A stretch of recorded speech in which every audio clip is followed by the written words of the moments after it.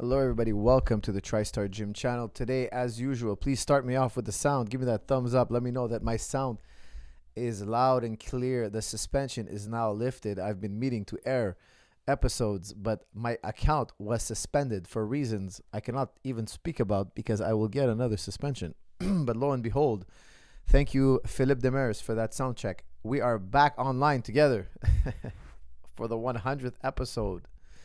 Banned from YouTube. These idiots from YouTube tried to ban me. And now I'm back, my friends. Now I am back. So we are going to be doing the episode 100, where me and you and all of you will discuss absolutely everything you guys want to discuss. Today is a celebration, the 100th episode. I can't believe we are at 100 podcasts. And I'm looking forward to do them again on a regular basis, barring any future suspensions. Guys, I have the new Basics Volume 1, Advanced Basics Volume 1 out, released on jujiclub.com. Check it out. The link is in the description. Put Basics 10 and get $10 off. It is a basics video, but it is very advanced. Black belt, white belt to black belt. It's a great video for you. I have the description in the link. Also, another update, I have TriStar Digital coming out. If you want to train with me from anywhere around the world, we will have now TriStar Digital. TriStar Digital already exists. It is functional. It has a library. It is the real. It is 100% real. My button pushers are now putting on the final touches. There will be a pre-launch where we will allow a few hundred users to come and use the database and see if there's any bugs. But the site has been built. The site has been filled. There's a full library of me teaching, etc., striking, wrestling, jiu-jitsu, the most beautiful wrestling techniques, the most beautiful jiu-jitsu techniques, and phenomenal wrestling, also striking, all wrapped up in one site. And there's already a full library. Guys, I did it. I shot it. I created it. I never thought that I would actually get around to it, but I do it. And now I shoot on a regular basis. And you guys will be updated on a regular basis. It is live, guys. When it goes live, be the first few hundred people to get in because they're going to cap it. Okay, I signed with a company, and these guys are app extraordinaires, button pushing extraordinaires. They do everything. I do no button pushing. This will be professionally done. Okay, I do none of the button pushing. All I do is film content. That's it. I film content on a regular basis. You can train with me from anywhere around the world. You will have access to the world's top A++ techniques in every dimension of fighting. And also, I'm going to be including conditioning in future videos, how to condition your body properly. So I really look forward to working with all of you around the world. And also, there's going to be an affiliate program. You're going to be able to open up TriStar gyms from around the world. If you're a black belt, you're going to be able to open up a TriStar gym, possibly, okay, if you pass the qualifications. Now, one last little announcement, and we're going to jump right into the questions and answers and comments, okay? I know we have a lot to talk about. I forgot to put this on my pad here. jujiclub.com is now opening up to black belts from around the world. If you are a great instructor, if you have a niche topic that you're an expert in, maybe you're an expert in 50-50, maybe you're an expert in guillotine, maybe you're an expert in low kicking. If you're a recognized martial arts expert and you want to do a video and post it up on jujiclub.com, go to jujiclub.com, click on share your knowledge. It's one of the tabs. Put in a sample video. Give me your credentials. I will review every instructor. Every instructor must be an expert to be featured on jujiclub.com. You must be an expert. You have to film a high quality instructional and will be sold on jujiclub.com. And of course, profit sharing will ensue. However, you must be a black belt. You must be an expert. So if you're an expert in Kimura and you have a following and you want to put your video on jujiclub.com, you want to share your knowledge with us on jujiclub.com, make a sample video. Give me your credentials. Send it in to me. Let me know who you are. You must be a black belt or an expert wrestler or an expert judoka or an expert boxer. Somebody who has trained professional fighters at the very least. You must be a well-known trainer. Okay. So guys, with that said, so many new ways to connect. The pandemic wasn't all bad. All these projects have been born from the pandemic. Oh, I said the forbidden word. Pardon me. YouTube authorities, please forgive me for saying a forbidden word. And I will try not to repeat it again. Okay, guys, with that said, this is episode 100. Who wants to kick off episode 100 with the first question? The first question for episode 100. Let's kick it off. How do you balance fasting and training? I want to fast and see the benefits, but I don't want to lose gains. What do you do? What do you usually do? That's from Mayank Sharma. Well, Mayank, I think I assume you're referring to intermittent fasting. When I'm training hard, I stop eating at 6. So I start around 10 and I finish eating at 6. So it's about 8-hour window. I feel that's fine. If I do any shorter window, I feel that I don't have time to digest my food. Okay, so I feel I could lose a lot of weight like that. I get really trimmed very fast if I do it that way. But that's training twice a day. Okay, so if you're training once a day, you might want to make your window even smaller. Okay, but I like to eat breakfast before training. I don't like intense training on an empty stomach. I really don't like it. I know a lot of people have a lot of researchers that they point to. I just find that I don't train as intense and I don't enjoy the training as much. I like to have oatmeal in the morning. In my opinion, for me, oatmeal is the best. I've tried 1,001 different type of breakfasts, and oatmeal or toast and honey is the best go-to breakfast. Super easy, super fast, super digested, well digested by the time I get to practice. Rolling doesn't bother me. Boxing, I love oatmeal. Oatmeal is, in my opinion, for me, oatmeal is the ultimate breakfast. I feel I train really, really well on oatmeal. So that's what I do. Then I'll stop eating at 6. I'll eat small meals throughout the day till 6 o'clock. I stop eating. That's how I do it. I used to also do 1 meal a day. I've experimented 1 meal a day. Many athletes do 1 meal a day. I felt it slowed down a little bit my recovery. So I don't recommend 1 meal a day. I recommend doing about a 6 to 8 hour window, depending if you're training twice a day. If you're training twice a day, do 8 hours. If you're training once a day, do 6 hours. Shout out to the for 100th episode. That's from Gutter Grown was here. Gutter Grown, thank you very much. And I can see that you are a blue belt. Thank you very much for all your support. Okay, guys, what else do we got here? For or against NATO? Well, the Ukrainian question. Listen, guys, I'm very anti-war. If you guys, as you guys get to know me, we don't talk much about world conflicts here on this channel. This channel is 99% about, I would say, training, fighting, and philosophy, even philosophy. However, we don't talk about world events very much. I'm very anti-war. Okay, I always think there's a better. War is the last option, and it is the greatest evil. I think, I'm not full. I don't know the history of Ukraine. I don't know the history of the relationship with Russia. But in the end, I'm anti-war. So if they're bombing a civilian area, I saw the carnage in Ukraine. I'm very against the fact that they bomb civilian targets. I don't see what possible excuse they can bring about. They're bombing schools. They're bombing buildings. Like, this is just horrific. Like, if they bomb military targets, at least I could say that I don't know about the conflict. Maybe there is an infraction in some sort. I don't know their history. Okay, but if you're bombing and killing innocent people, I find that despicable. Now, I saw an event. I was watching an event on the news live, where a Ukrainian car was driving and a Russian tank, swerved out of his way to run over these Ukrainian civilians. Now, the civilians survived, but I believe it was a woman driving. She was run over, and the tank went out of his way. Like, really swerved. He was just a joyrider, some soldier acting crazy. Now, I doubt that's state mandated. I doubt that the Russians say, hey, if you see civilians, kill them. I hope that's not the case. I don't know, okay? But they are targeting civilian targets. This is inexcusable. And also, that soldier who committed that crime, in my opinion, should be brought to justice. If I was the Russian authorities, I would be furious that a tanker that did such a thing. Occupation is one thing. Taking over a city is one thing, but killing civilians, in my opinion, no matter what the backstory is unforgivable. Hello, coach. Until what age can you still compete? That's from Khair Salam Martial Arts. I believe at almost any age. I believe you don't get old till 60-ish. Okay, exactly. And I say that because I've trained with guys who are 60 years old, and they're monsters. Okay, wrestling coaches and even boxing coaches, Muay Thai coaches, and they're just killer at that age still. I think it's more about miles. If you started competing at the age of 16 and by the time you're 25, you have 30, 40 fights, you might start feeling like you're at the end of your rope, depending on what kind of style of fighter you are. Some guys have 100 fights and then they start to feel it. Okay, so it really depends how many fights and how much competition you've done. Now, if you're in your 30s and you've never competed, your body's fresh as a daisy. I mean, you don't have a lot of mileage on your body. You can compete well into your 40s.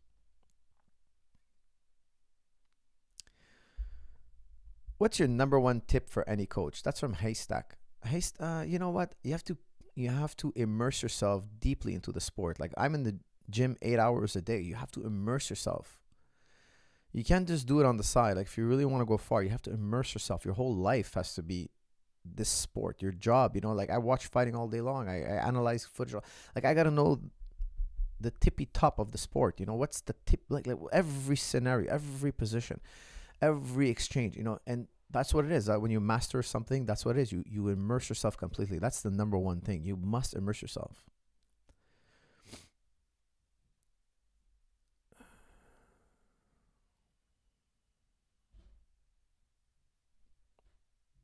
Coach, love your new camera. Thank you very much, sir. I have a super chat from Ishmael Hatake. Coach, Ramadan is coming. How do you adapt your nutrition during Ramadan for BJJ and muscle maintenance? I'll have just one meal at night. I'll try not to have the second meal. If I have a second meal, I gain weight. Things go bad for me. I try to have one meal and then I'm gonna rehydrate before the sunrise. Okay, so it's tough though. It's very, very tough. I don't find I lose muscle mass. I just feel that my biggest problem for me is I overeat and I gain weight if I overeat. So, because I'd have like one meal, and then wait a few hours, have a second meal, then go to bed, and then wake up. It's just too much. So, the game plan is to eat a good meal, a good 2,000 calories, 2,005 calories, let's say, and then hydrate, and then just the days can be tough, especially in the gym for me, because it gets really hot in the gym, and the workouts are very it's a lot of effort. It's tough. It's mentally tough. But of course, after that period is over, that life is easy after.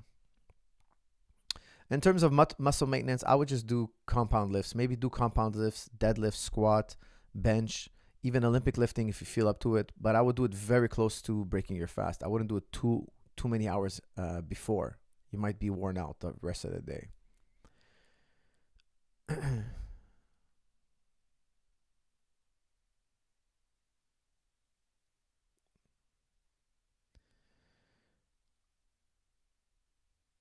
Coach, how much experience should I have before making an amateur kickboxing debut? I'm 19. I've been training since last summer.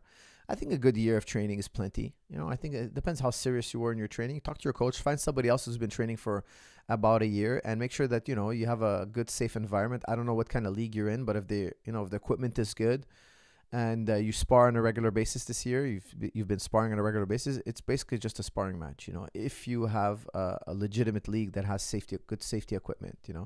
I think the biggest issue is don't be mismatched. If they're matching you with a guy with 4 or 5 fights and he's been training 3-4 years, that could be a big difference. Because the first year you're still learning a lot about fighting, so you have to find somebody else who's very, very green. Okay, guys, here we have another super chat. Coach, for Prime Minister of Canada, Trudeau needs to go. That's from Captain Nemo, the wisest man in the chat.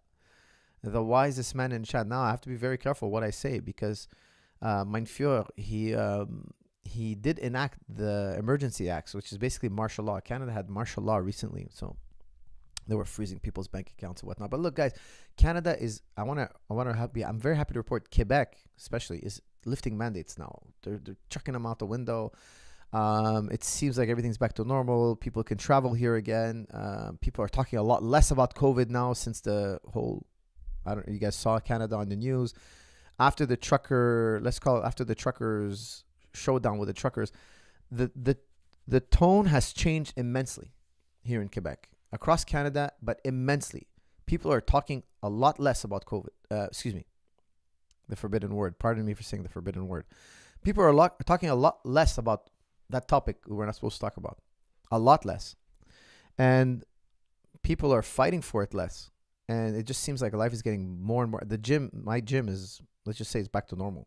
Okay, finally. And nobody's worried about anything anymore. It's like, poof, poof.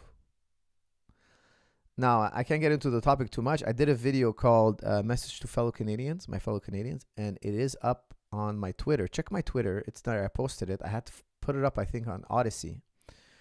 And it was taken down by YouTube. I was flagged. I was suspended. I was reprimanded. But it is up there. And there's no medical advice whatsoever. I never give medical advice. I was just giving you guys my opinion and how I see it and why I see it that way. And I want transparency. I want the government to be transparent with the Canadians. If you're not transparent, don't accept cooperation. We're in a democratic society here, So, I thank you for that. But I think that's far from ever being a reality. This is a worldwide phenomenon. It also happens in Latin America. Jonathan Haidt has a book on the change of American mentality in postmodernism, as well as a treat of radicalization. As the threat of radicalization. I'm not sure what you're referring to. Okay, we have another super chat. For us, why do you feel with certainty that AI will never experience qualia? I feel that it is a prejudice. There are levels of experience from cell, human. That's from Dre Foreman. Dre, I want to tell you one thing. There's never prejudice here, okay? And if you ever think I'm being prejudiced, please do tell me. But there's never any prejudice for any group on this channel. And if I ever misspeak, please do bring it about. And I will quickly apologize and take back my comments, okay? I have no prejudice to anybody, including AI. The way I see AI is, guys, Dre is asking a very intelligent question. He's saying, hey, look, coach, you said that AI, artificial intelligence, will never have true qualia. Qualia is like this subjective experience. Think about when you taste something sweet, the phenomenon of it being sweet. Or when you see the color red, you have an experience of the color red in your mind. Now, if I were to cut open your mind and look inside, I would never see the color red. Okay? You're having this internal experience, but it's what we call, what they call in biology, the hard problem of consciousness. Nobody can explain it. Okay? So if you look at a robot, the robots think like this. Robots say, if this, then that. If this, then that. If I'm in this particular situation, I will do this. Okay, so for instance, the robot, I'm programming a robot now, and I say, if somebody says hello to you, say hello back. If this, then that. If this, then that. Hello, Mr. Robot. Hello, coach. How are you? He's been programmed to do this. He's following an algorithm. Now, he can have many different responses to the word hello. If this, then that. If this, then that. And you make this whole long list of if this, then that. If this, then that. And this algorithm has probabilities, etc. It's super complicated. But complexity never brings us to qualia. No matter how you can make it as complicated as a universe. You can make it so complicated that it's indifferentiable from a human being. That's the Turing test. Turing said, look, I'm gonna tell you when you're conscious. If I can speak to a robot and I can trick a human being. So if let's say you were talking with me behind the screen and I trick you to think I'm a human being, Turing says, you know what? That makes him human. That's just that's a made up. That's just a made up bar. Okay, he just made that up. He said, look, I think that's what makes it human. It's very subjective. It's very abstract. There's no concrete evidence that the robot is having an internal experience such as human beings. Okay. Now, this internal experience, he calls it qualia. Nobody has ever been able to explain it. Okay. And I think I did a pretty bad job. Let me give you guys Leibniz's example. Leibniz says, imagine you were really, really tiny and you can walk around somebody's brain. You're walking around inside. Okay. He uses the windmill. I'm not going to use a windmill. I'm going to say, imagine you're walking around somebody's brain. You're really, really tiny. And you're looking around. You're seeing blood flow. You're seeing neurons firing. You're seeing the person shifting from one brain state to the other. You're seeing gray matter. You're seeing all sorts of veins. You're studying this brain. You're seeing the hard problem, the nuts and bolts of the brain. But you would never know by observation or by logical deduction. You would never know that that person is experiencing joy, sadness, pain, pleasure. You would never know that. All you would know is that neurons are firing a certain way. The brain state has changed from one position to another. You would never know about qualia. You would never know about subjective experiences. So my question to Dre, do robots, or will they ever have subjective experience? They can give the appearance of subjective experience. Yes, absolutely. Absolutely. So for instance, think about a ventriloquist act. When he's playing, he has a dummy on his hand and his lips are moving, and not moving, but he's making sounds and it looks like the dummy is talking, right? That's what it is. It's just a ventriloquist act. It's giving the appearance of having qualia. How would you know it is having qualia? It's impossible. It's just impossible. That it's what we say in philosophy, it's an ontological leap. It's a change of kinds. So Thomas Huxley famously said, Darwin's bulldog, he was an agnostic for this reason. He said, it can't be atheist. I have to say agnostic. And he said, look, it's the equivalent. Brain bringing about a mind is the equivalent. And this is his quote, not mine. But the reason why I use him is because I feel like he got it. He understood. He says it's the same as if you rubbed a lamp and a magic genie came out. You rub a lamp and a magic genie came out. That's exactly what's happening inside our heads. There's this brain matter that gets excited or gets stimulated in a certain way. And then poof, this magic genie comes out. How do we explain it? We can't explain it. And, there's so much more to mind than this. I'm putting it in a nutshell. But the thing is, we ask ourselves, how do we know mind? We don't know mind via logical deduction or empirical evidence. We have there's no scientific experiment in the world that proves mind. There's not one. We know it via direct experience. So this is massive. This is a massive issue, and there's a whole wing of philosophy dedicated to this. And I would say that no, if this then that, never reaches the level of consciousness. It only gives the appearance of consciousness. SEK 109. I don't know what SEK is, but thank you very much. Gracias. Shukran. Thank you very much. For us, will Kobe KO Masvidal with a flying knee? That's a UFC historian. I don't know, man. Guys, I'm picking Kobe for this fight. It's a 5-rounder. I think Kobe's going to be too much. But here's the thing. Has Kamaru Usman, has he softened up Kobe? Is he hurt Kobe enough times that he put Kobe Covington on a silver platter to Masvidal? That's also possible, because Masvidal is a very dangerous guy. If he hits you, if he connects, he'll put you out. Okay, we've seen him knock people out. He's a very, very dangerous guy. However, a Kobe Covington in his prime, I think, beats Masvidal. But I'm wondering, is he in his prime, or did he take one too many hard shots? I do have a doubt, but I'm going to give this a 60-40 for Kobe Covington.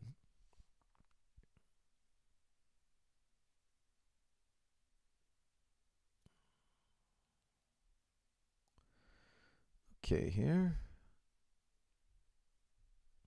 Eventually, we could learn how to interpret neuron signals and the consciousness produced as their product.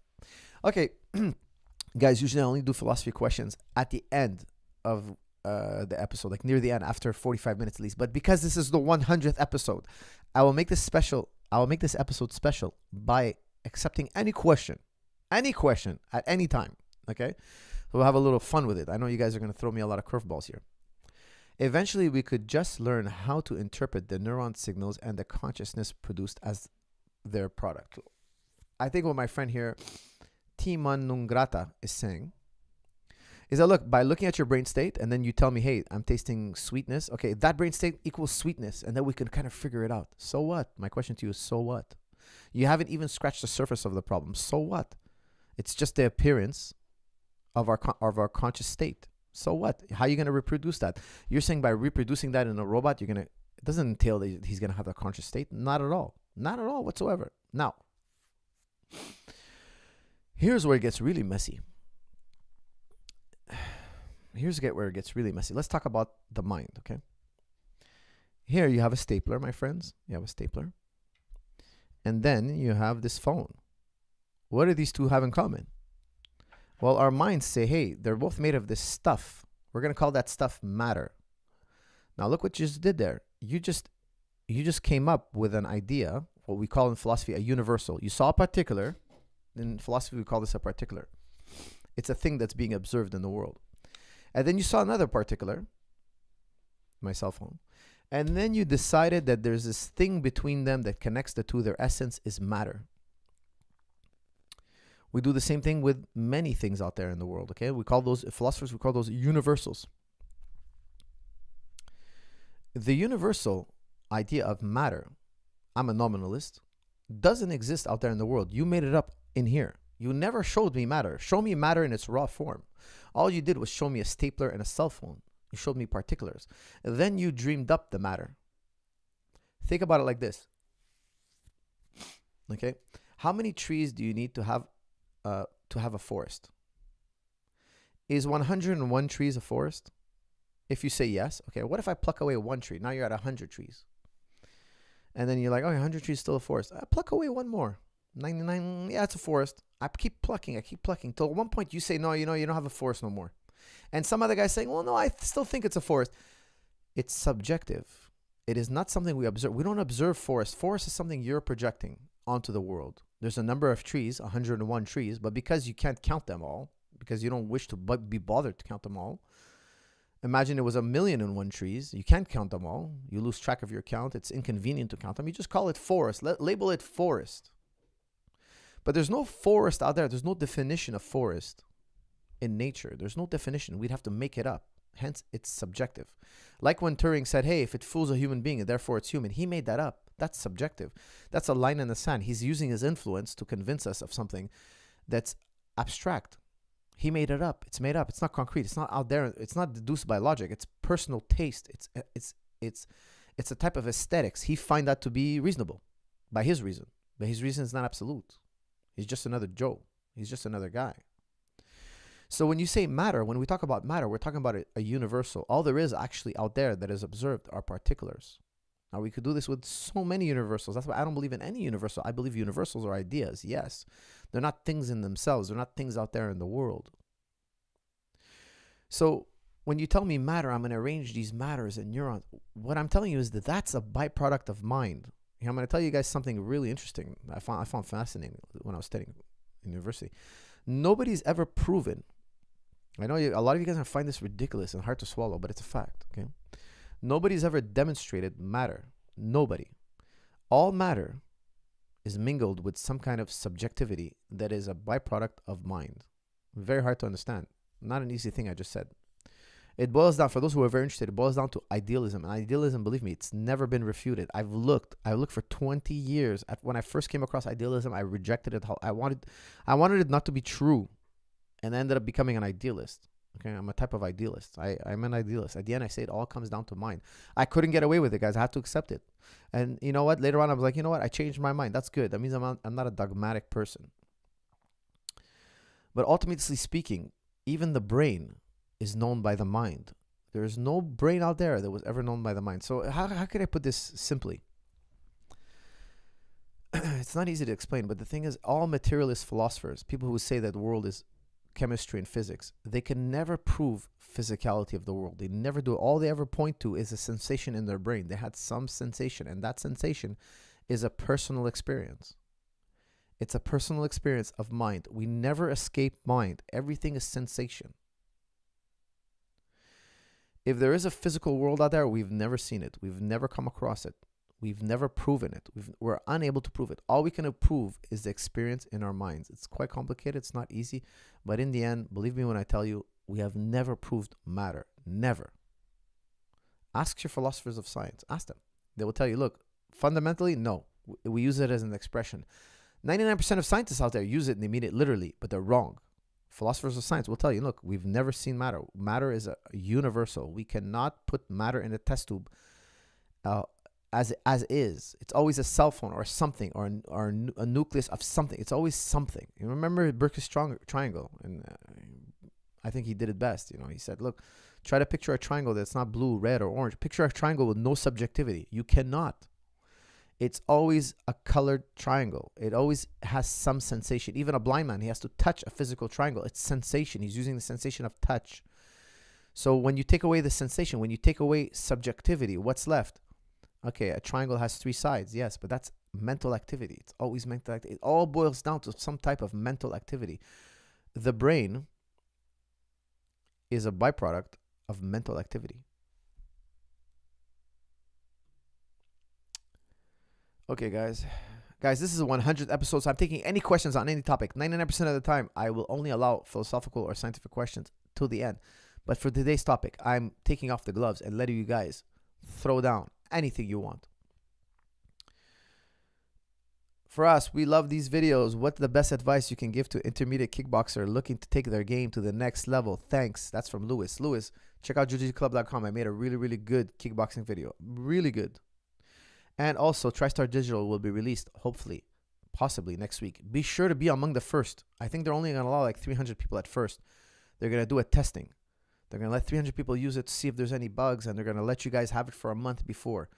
It's full of videos. I have hours and hours of videos already of my instruction, and there are striking videos in there. Make sure you check them out.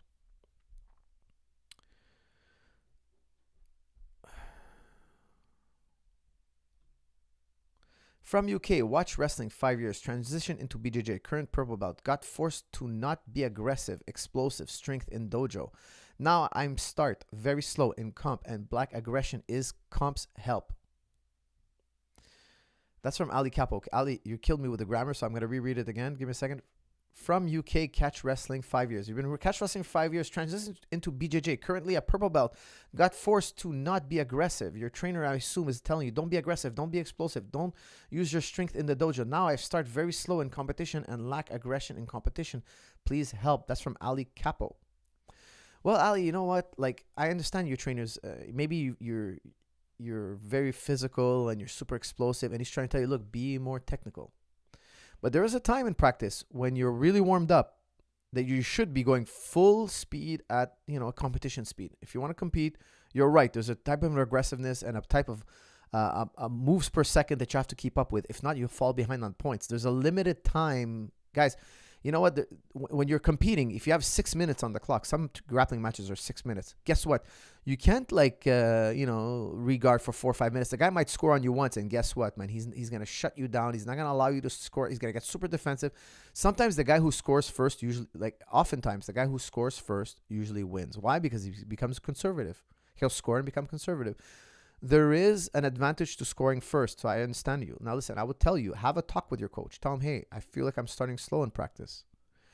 He's scared you're going to hurt his students. So I always tell you guys, start slow, warm up, we take a break, and now we go live. Okay, I even have a special mat for when we go with the competition guys. We go there and it's like really brutish. Okay, here's another solution. So if you have a good competition team, great. Tell the guys, hey, we're going on this side of the mat because I have a red room. I have a room, guys. We go and we compete and we wrestle, and we're rough. And then the way it works at TriStar is I have a basics class and an all levels class at once. And then as we're rolling, we even separate again so that we all warm up together. We roll on the ground. Everybody gets warmed up. Everybody's sweaty. Now we go in the red room and we wrestle and we shark tank. That was my next solution. If you feel you're not aggressive enough, do a shark tank session. So take 2 or more partners and wrestle each one every minute. So let's say you're doing a 6-minute round. You're wrestling partner A for 1 minute. And then after 1 minute, partner B jumps in. So partner B is fresh. Minute 3, partner A comes back in. And now he's fresh. He's only going in for a minute. So he's going to work hard in that 1 minute. And you got to try to keep up with the guy who's constantly fresh. This is what we call a shark tank. Okay, there are a variety of ways to do shark tank. I like it this way as well. So you do a 6-minute round.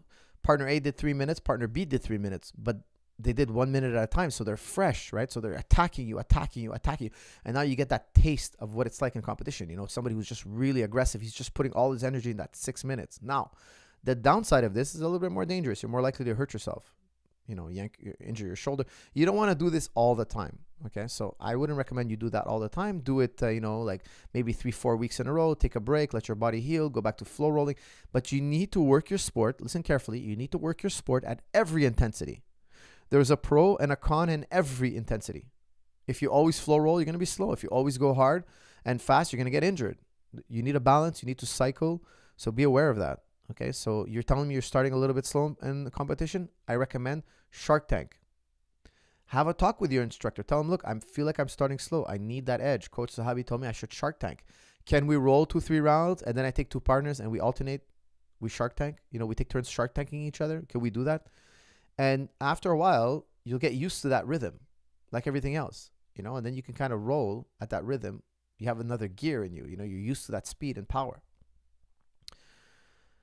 Hamad Baz. Salam, coach. What are your thoughts about hijab? I feel like these days, modesty, hijab, Muslim scholars focus the thing rather than the why. Okay, he's asking me about the hijab. Women wear a headscarf in Islam. In Christianity, too, they wear a headscarf. Actually, if you read in the Bible, it says if the woman's not wearing a headscarf, let her shave her head. If she's in church without a headscarf, without her hijab, take off, shave her head. The Jewish women also do something similar in ancient times. Now they don't as much, but they will shave their head and wear they will shave their head for their husband, but then they put on a wig, and it's kind of like a new trend. But in the olden times, they didn't do it this way. They would cover their hair. In antiquity, guys, all women covered their hair. There was no women that didn't cover their hair. Now, you see nuns in Christianity, they cover their hair all the time. It depends how religious you are. If you're religious, let them wear the headscarf. That's their business. If they're less religious and they don't want to wear it, let them not wear it. Because if you force them to wear it, it's a type of hypocrisy. She's not really wanting to wear it. There's no compulsion in religion. This isn't the Quran. You're not going to force anybody to be religious. They have to discover that for themselves. Okay, so I would say you teach people, look, you teach them their religion, and then they decide how religious they want to be. If you're a nun-level religious, you're going to cover your hair on your own, and that's your free will. That's your free choice. Here in Quebec, it's weird because they don't allow you to work if you're wearing a headscarf. Like, you can't be a teacher, you can't be a nurse, or not nurse. Positions of authority, so you can't be in the government or whatnot. I think that's kind of cheap. Why? Because when we came to this country, they said, hey, practice your religion as you see fit. Obey the law, practice your religion. We made a deal. Oh, everybody's happy. Now they're flipping it on us. Why? Because they're seeing a lot of Arabs. They're seeing a lot of Muslims all over the place now. Now they're saying, hey, we're going to change it on you now. We're going to change the rules. They even bar their own religion. They don't let women wear their own cross. You can't be a teacher and wear a cross. Why? We have freedom of religion here. It doesn't bother me that my student's teacher is an atheist or a Jew or a Christian or a Muslim or a Hindu. It doesn't bother me in the least. It doesn't bother me in the least. Me and my kids, I teach them our tradition. And I educate them at home about our tradition. When they go to school, they're supposed to learn math, science, history, philosophy, arithmetic. That's what you're supposed to be teaching them. That's a secular system. That's why we accepted to live here, because we could all live together. Now they want to change things up on us. Why? Because they see things maybe changing, but they're changing via democratic principles. We live in a democracy. What if tomorrow, democratically, people want to change the way we do things? Well, it's democratic. That's what democracy is. So I feel like the minority now is trying to suppress the majority. That's, not that Muslims are the majority. We're not. I'm saying the ethnics were becoming more and more. Okay, so first, if you look 20 years ago, there was a lot more French Quebecois here where I am. Now it's more and more ethnics, not Arab, every ethnicity, okay? Which I love about Quebec. We have every ethnicity. If you cruise around Montreal, Quebec, you see every color of the world, okay? And we're rich in culture, very rich. Now, let them be. If tomorrow there are more Haitians, or tomorrow there are more Japanese, or tomorrow it's normal that they're going to bring in their culture, and we welcome it. We have no issue with their culture. However, they don't force it upon us. We don't enforce our way of life on them. They don't enforce their way of life on us. It's the rule of law. There's the law of the country, the province, and we follow the law. So originally there was nothing against the law for wearing hijab. Putting it in the law, in my opinion, is a cheap shot. In my opinion, it's wrong. If a girl wants to wear a hijab, let her wear a hijab. Coach, when do I get better at BJJ? That's from Pandassassin. I would say every 6 months you should see a growth. Every 6 months. Don't try to train for 6 weeks and say, look, I should be able to see a huge difference. No, it's every 6 months, every year. You should notice a significant difference in your skill. If not, if you're consistent, that's an if. Okay? If you show up 2-3 times a week, don't expect to be that much better after 6 months. Okay. If you're consistent and you give it 6 months, you should see a good increase in ability. If not, I would maybe look for another instructor.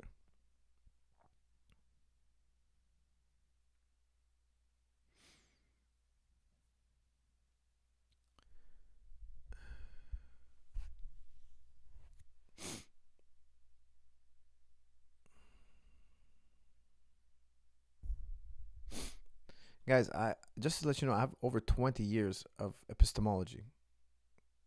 What I'm saying might sound weird, but listen, I'm citing you my sources. Okay, look up George Berkeley, idealism. Look it up, and if you can refute it, please do so. Write an essay, publish it, and become the father of our modern day. You'll be the father of philosophy in our modern day. Every philosopher will sing your praises, including me.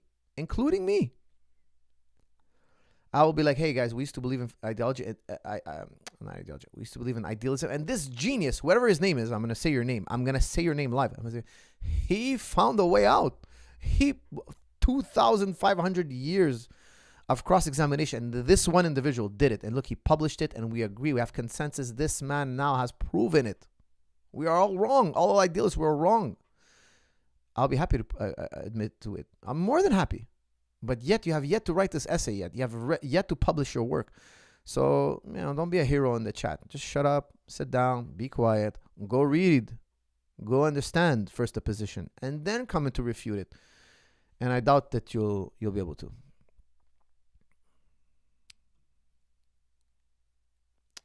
Okay, this is from Dre Foreman. Again, Mr. Dre. Dr. Dre. For the same reason that I don't know you are a conscious mind, but I infer it via universals, sentient intelligence, etc.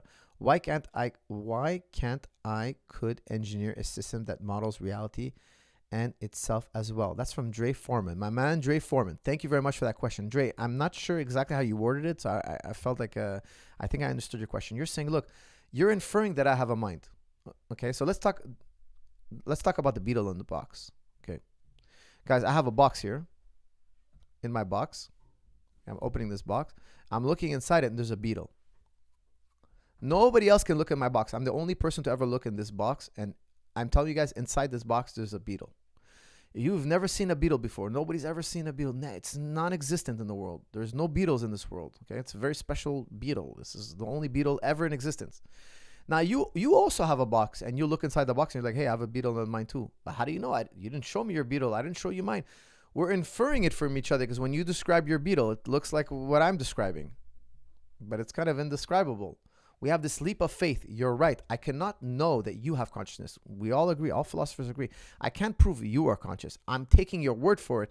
It could be that I'm the only conscious mind in the universe, and you guys are all just zombies, every one of you. He's correct. Dr. Dre is correct. Dr. Dre is a very, very intelligent guy.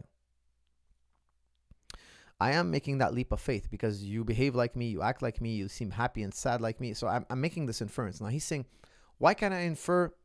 Let me just read the second part of your question.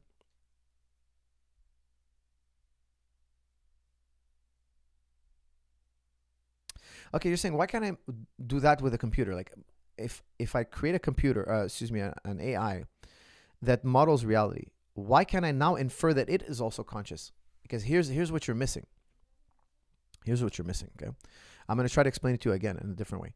Okay, Mr. Dre, imagine me and you, grant me this premise. We're in a dream. And we're sharing a dream, me and you. And in this dream, me and you, we are brain surgeons. And me and you were operating on a brain. And I popped the skull, I shaved the head, I popped the skull off, and there's the brain. And me and you were talking, and I'm like, you know what, Dre? What you don't know is this whole world is a dream, man. What do you mean? This is the brain. It's right there.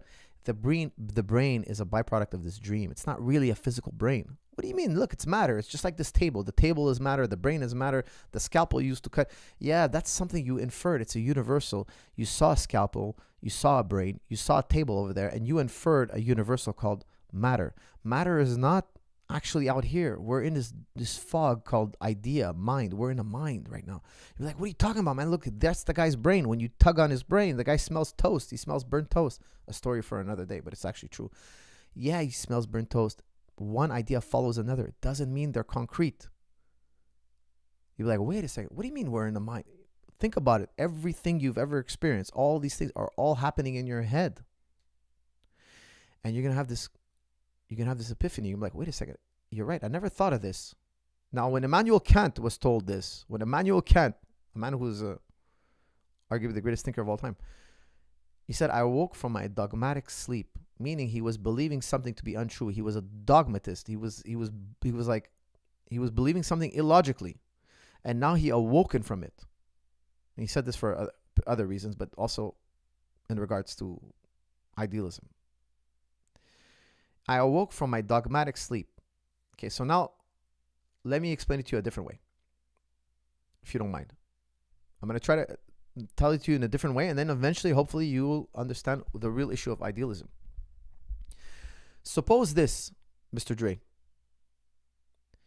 Imagine I cut your brain in half, and I took somebody else's brain, and I put it together.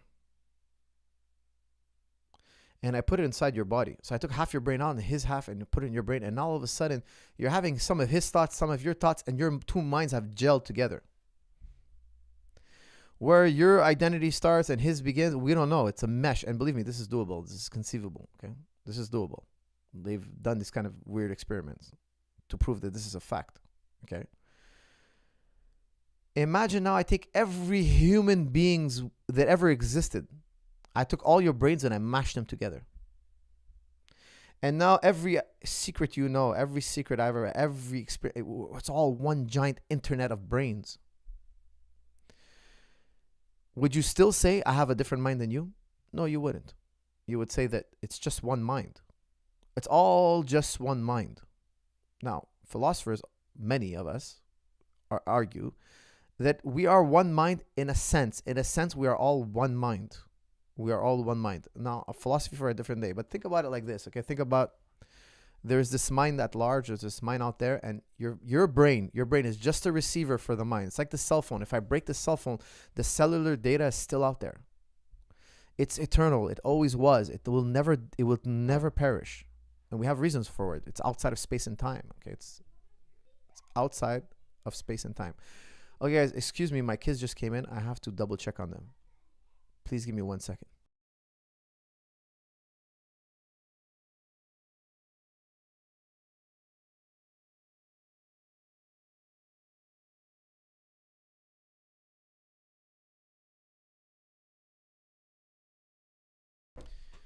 Sorry, guys. It's professional parenting there, which you just witnessed. So, Mr. Dre, yes, there's a lot to mind. Mind can also be projected. So, for instance, if you look at kids and you give them a ventriloquist act, all the kids are going to think that dummy has a mind. That, I don't mean dummy in a negative sense here, like the puppet has a mind. What I'm saying is you're doing the same thing. When you see AI, you're projecting your mind on him. He's ultimately, if this, then that. He's ultimately valves closing and opening, currents running through and being shut off. That's ultimately what he is. We never see mind. We never see mind. It's always an inference of mind. Emmanuel20vision.com. Hi, coach. I'm a judoka, Bitcoiner, and engineer. Wow, my kind of guy. Let me tell you. That's a grand slam right there. Engineer, judoka, Bitcoiner. Wow. I've shifted my focus to writing and publishing content based on investments and entrepreneurship. Would you graciously grant me 30 minutes for a recorded video chat? That's from Emmanuel. Emmanuel, email me and or DM me on Twitter. I'll go later to Twitter and we'll try to I'll try to hook it up for you. Okay, bud? I appreciate you reaching out to me. I will try to make time for you. Okay, I have time, very little time to even do this podcast, but we'll do maybe a 20-minute, 30-minute thing. And you're my kind of guy, man. Engineer, judoka, and Bitcoiner. I can't say no to a fellow Bitcoiner. Okay, so please do DM me on Twitter.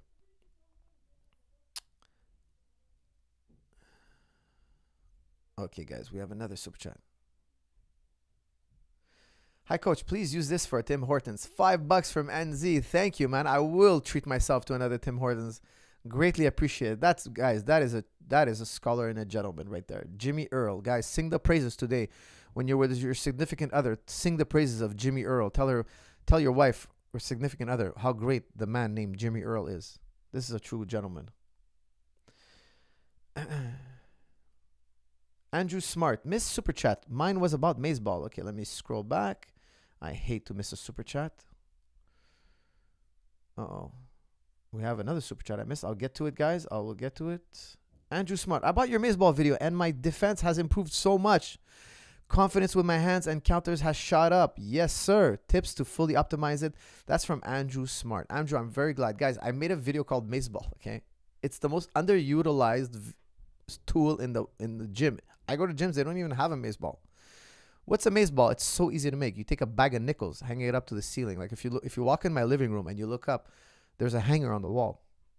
In my basement, there's a hanger on the wall. You know those plant hangers? You could buy them for like, I don't know, $1. You hang it up on your ceiling. You put a string with a bag of coins or a bag of tennis balls or whatever. And you just swing it back and forth. And I have a whole video on how I move my head.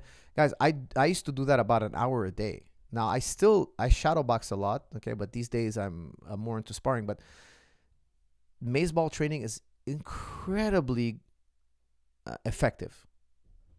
And I was looking at the internet. Anybody who showed like good Maze-ball, not a soul taught Maze-ball training. Not a soul.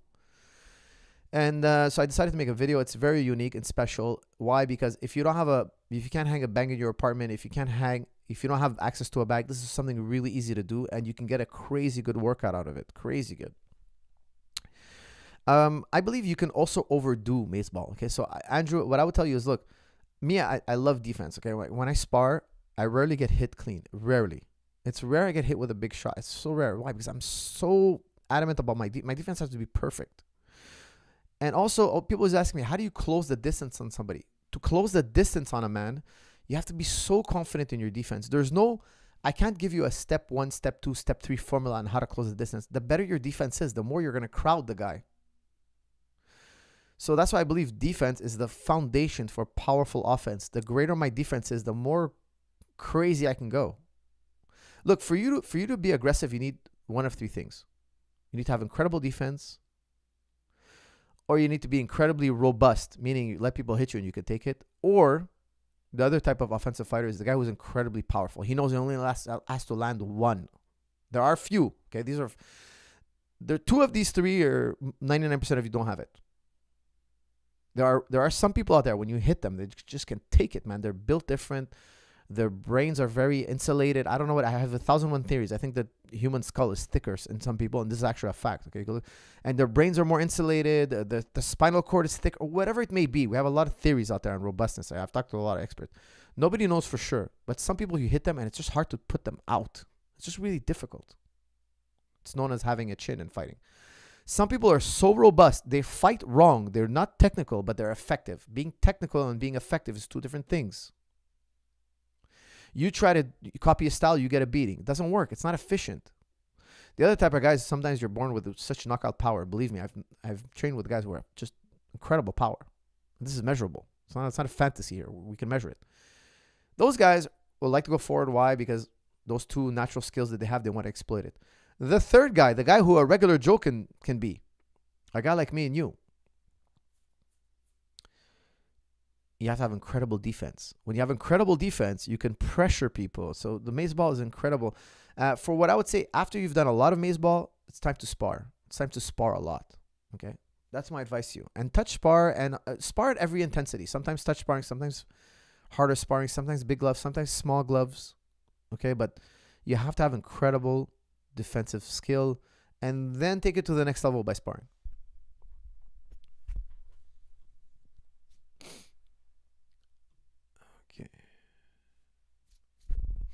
Okay, guys, I missed a question about ACL. Hold on.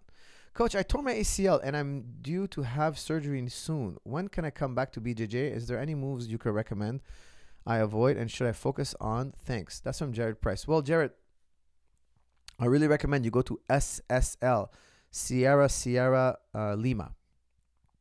SSL, look up their program, their pool program. The pool program is really amazing. They have a pool workout.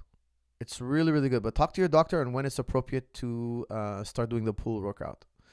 After that, I would recommend, the balance ball. I do a lot of balance ball training. Guys, in the future, I'm going to do a program on how to train your knees, how to keep your knees healthy, because it's such a common injury. I use a lot of the balance ball training because I cannot get into the pool. I think another object that is just as good, actually even better, the pool and the Swiss ball, they're both just as good. I do a lot of balance training, a lot. Why? Because I keep my knees healthy. I have super healthy knees. I'm very grateful.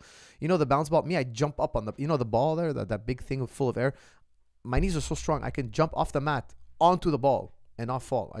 Not only can I stand on it, standing on it for me is easy. I stand on it and I do med ball exercise. Like I throw the med ball around, catch the med ball. But I can jump on the ball and just fall right into a squat and stand strong on it. Like my knees are super, super stable. And I find it to be a very, very important element in wrestling / jiu-jitsu training.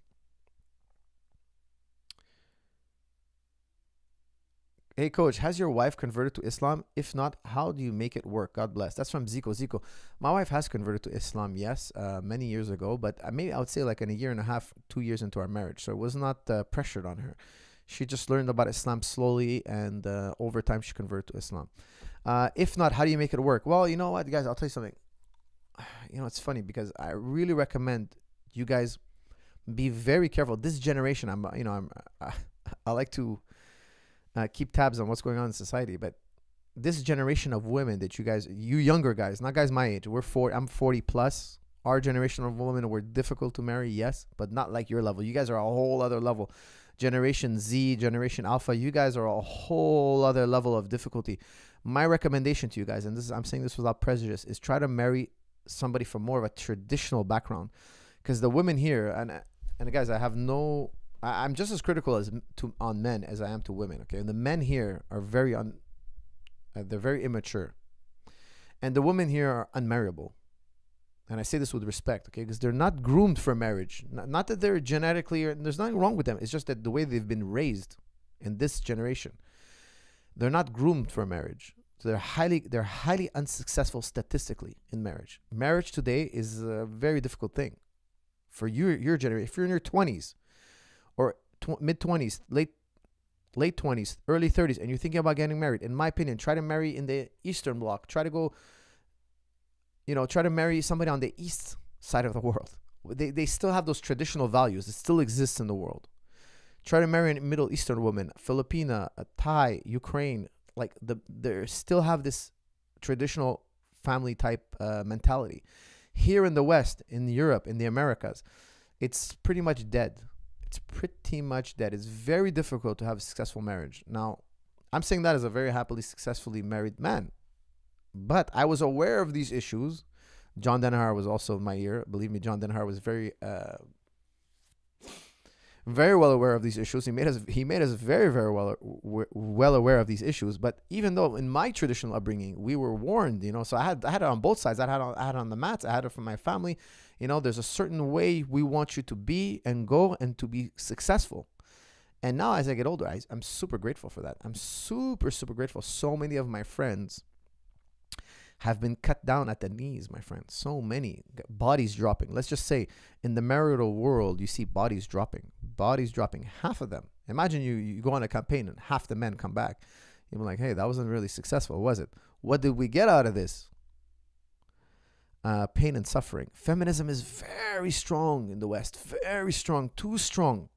Not that women's rights is wrong. I'm for women's rights. But feminism, a different topic, maybe for another day, is too powerful. The men have been overpowered. It's not a question of equality and women's rights. That's not what I'm talking about. I'm talking about feminism. So, for instance, I heard this. There was an amazing video. It was called not amazing. What's it called again? Hold on, let me look it up. And Ben Shapiro kills me, man. Ben Shapiro, Squeaky Ben. Squeaky Ben Shapiro. Okay, here it is. Cardi B, WAP. Now, all of you out there, you know WAP. You all know what it stands for. This is the pop culture the women you're going to marry are growing up in. This is the pop culture. You go sing that song in the East or in the Middle East, or it's not going to go well. It's not going to be well received. It's embarrassing. Like we look at you, this is not what we want. Now, doesn't mean we're prudish, especially in the Arabs. We're not prudish at all. We're the opposite. You would think we're the polygamists of the world. Okay, we're the polygamists of the globe. I don't know much more polygamous cultures than us. Actually, there is in Christianity the Mormons. Is it the Mormons that are polygamist? Is it the Mormons? I believe it's the Mormons. I'm not sure. But here, and I love how Ben Shapiro comes out and he's trying to he's trying to crush this type of culture. And he's like, oh, if you have a WAP, my wife, she's a doctor, she would tell you that you might have this syndrome or that. And like, he's never given a woman a WAP in his life. Like, he's just squeaky Ben Shapiro. He's like this squeaky little wimpy little overly intellectual, thinks too highly of his opinion type guy. He looks down on people. He's very he's very negative. He thinks he knows it all. He thinks the way he sees the world is the way the world is. He's so full of himself. And then also he's trying to I mean, I wish I could play that speech now. I'll probably get flagged, but he gave this speech about women. Like, listen, Benny, women are supposed to be when women are sexually aroused. That's what happens, Ben. It's a byproduct of what happens. It's not something to be controlled. And the fact that your wife, and the fact that he's reporting his wife is saying, oh, they have this condition. So his wife has never had this condition. Like, it was so hilarious, guys. I couldn't stop laughing when I was hearing him talk. I was like, oh man, this guy's it was incredible. Now, I understand his point. Like, it's not what I want my daughters watching. I don't want my daughters watching that on TV. Like, I turned on Netflix and I was like, hey, you know what? I'm gonna bar Netflix from the house. There's too much sexuality, too much. Not that it's a problem for me. It's a problem for my kids. I have little kids at home, and they sing RuPaul. Hold on a second. 1 minute. Sure, habibi.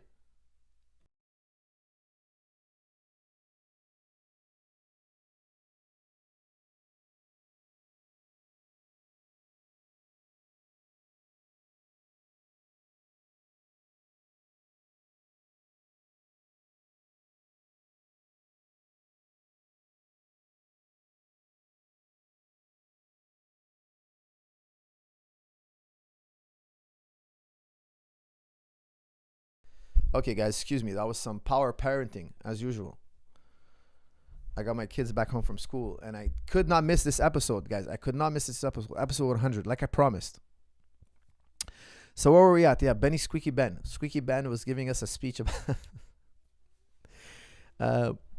the Cardi B video, which I found hilarious, guys. I'm telling you, I couldn't stop laughing. What an incredible speech he gave. How if women have this condition, they should see their doctors for whatnot. And then we're talking about, what else were we talking about? Oh, yes, Netflix. Guys, I have a kids section for Netflix. Yes, but my kids, they go on my regular side of the Netflix. And, it's too much bombardment, too much. I still have Netflix. I have to talk to my kids about it. I tell them what not to watch, what they're allowed to watch. And you're going to see this kind of stuff in the world, but it's over-sexualized. You're over-sexualizing young kids. You're over-sexualizing them. The problem with that is, in the long term, we don't know what it does. And there are actually a lot of studies on what happens to young men who watch porn from too young of an age. You actually have impotence. And it makes sense to me. If you're totally bombarded, if you're seeing naked women too much, like when we were young, to see a naked woman, we'd go through a lot of difficulty. Hold on 1 second, guys.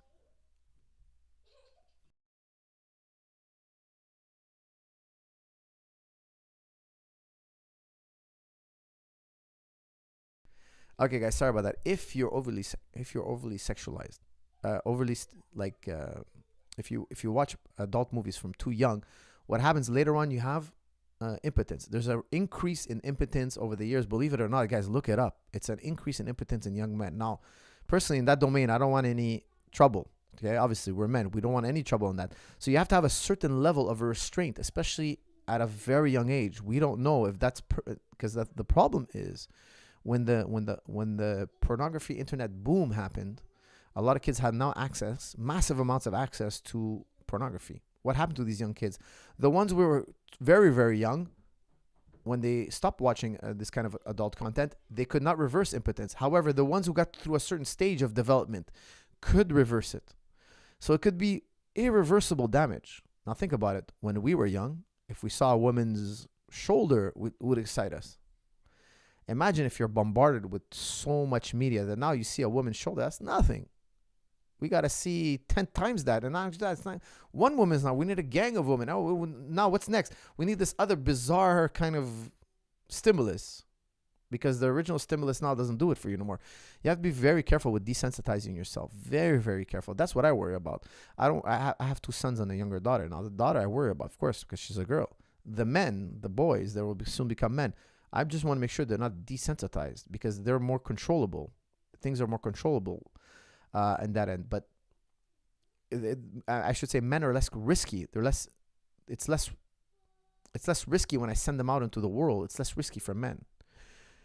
But you definitely we don't know what being hypersexualized at a young age, bombarded with all this sexual imagery, and it's inescapable here in the West. It's inescapable. You turn on a commercial, it's sex. You turn on the internet, everything is bombarded. People don't, like, if it's not sexualized, people don't pay it attention. What's the consequence? Well, the consequences are coming down the road, my friend. The consequences are coming down the road. I guarantee you there's a consequence from it. Many of you won't understand it till you get older, but eventually it's all an attack on the nuclear family. Basically, you're giving up your nuclear family for this type of propaganda. That's what it is. That kind of propaganda destroys the happy home. It does. One way or another, it gets in there and it fests into the happy home. And as you guys get married and you start seeing it more and more, then you'll have a mind shift. And I'm just saying this to you guys as an older brother. I have no skin off my nose. You guys want to go out in the world and you want to do whatever you want to do, that's your business. However, I'm telling this as an older brother, because I've been successfully married. I've made it. I've had the 3 kids. I've did the family thing. I'm doing it right now. My kids are going to be, give me another, 7 years and they're going to be all grown up. Now, I'm telling you, because in the next 7 years, what's going to happen to you? I'm halfway across the finish line. I'm just telling you this as an older brother. Be careful with over-sexualizing your family. It's very careful. Keep it away from your kids as much as possible. Don't overly strict because you want to make them feel like they're alienated to the world. No, this is the world we live in. We have to manage the world we live in. We have to be realistic. But talk to them about it. Sit them down. What do you think about this? Why is it right? Why is it wrong? Get into the why of things. Let them understand instead of barking orders and being militaristic. Do not make it a military issue. Don't make it as us against them. We're gonna, no. We understand their way of life, but there's a negative in there. We're gonna escape that negative by not participating in that. Like personally, oh my God, like who would want? Like I know a lot of people. Even a lot of people just kind of like they praise the Cardi B, what she did. In my opinion, if that was a family member of mine, I'd be embarrassed. I wouldn't praise that person. I wouldn't be like, oh wow, so good the song. No. But in the West, they do. They're like it's a plus. That's why I'm telling you, you need to marry from outside of this culture. In my opinion, to you guys, because you guys have 50%. In the West, we have a 50% divorce rate. You need to go to the places where they don't have that kind of divorce rate, or else don't get married. It's very difficult for a man to get married. So once you get divorced, you lose so much of your resources, you lose so much of your time and energy, and there are a lot of negative things that happen. So which I don't want to get into, but the women have strategies after to live in a certain way so they can continue to keep the alimony coming in. So basically, you're paying for some other guy's lifestyle in the future. You're not just paying for her, you're paying for some other. It's just such a crazy nonsense that goes on in the West, and it's a complicated issue. I don't want to oversimplify it, but it's a complicated issue. That's why I don't recommend my students that I know well, they just marry just anybody, any on a whim. It's very dangerous, a very dangerous venture. Okay, what else we got here? What else do we have here? 1 foot out the door. Félicitations. Congrats. The truth shall set us free. Thank you, sir. That's a very nice comment. What else do we have here? This is from Marius Haggis, a supporter. I'm from Scandinavia. I like what you talk about history, religion, and philosophy. What will you call me? A kafir? What do Islam say about me? I don't subscribe to any label. Call me Homo sapien. I'm from Scandinavia. I like when you talk about history, religion, and philosophy. What will you call me? A kafir? Okay, guys, kafir is actually a very misunderstood term. Okay, so Muslims, when somebody's non-Muslim, they're called kafir. But what does kafir mean? Kafir only means somebody who covered something. Okay, he covered. Doesn't mean unholy. It doesn't mean a bad person. It's not derogatory. It's not an insult. It's not an insult at all. It just means the covered. All he covered. Why? In Islam, we have this idea that all human beings know that there's one God in their heart of hearts. Okay, we call it the fitra, innately. And I'm a big believer in this. And I tell people, I don't believe in atheism. If you give me an atheist, I would love to have a PhD atheist on my channel. We can talk about everything, including God. I believe that you either believe in one God or another. But we all believe in one God. Like earlier, we talked about the universal. For me, matter is a type of God. It's a type of deity. It's a thing out there that you have in your mind that you've never produced evidence for. In Islam, we say that we all have this innate belief. You're born with this innate belief. Let me give you an example. Okay, and I appreciate that, Marius, you were so kind in your message. Marius is saying, look, what do you call me? Well, here's what we would say. Think about a time when you were, before you even out of your mother's womb. You didn't have your identity yet. You didn't know your coach Zahabi. You didn't know this.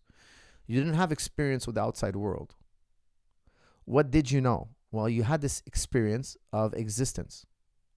You had this experience of oneness. You did not have identity yet. You did not have ego yet.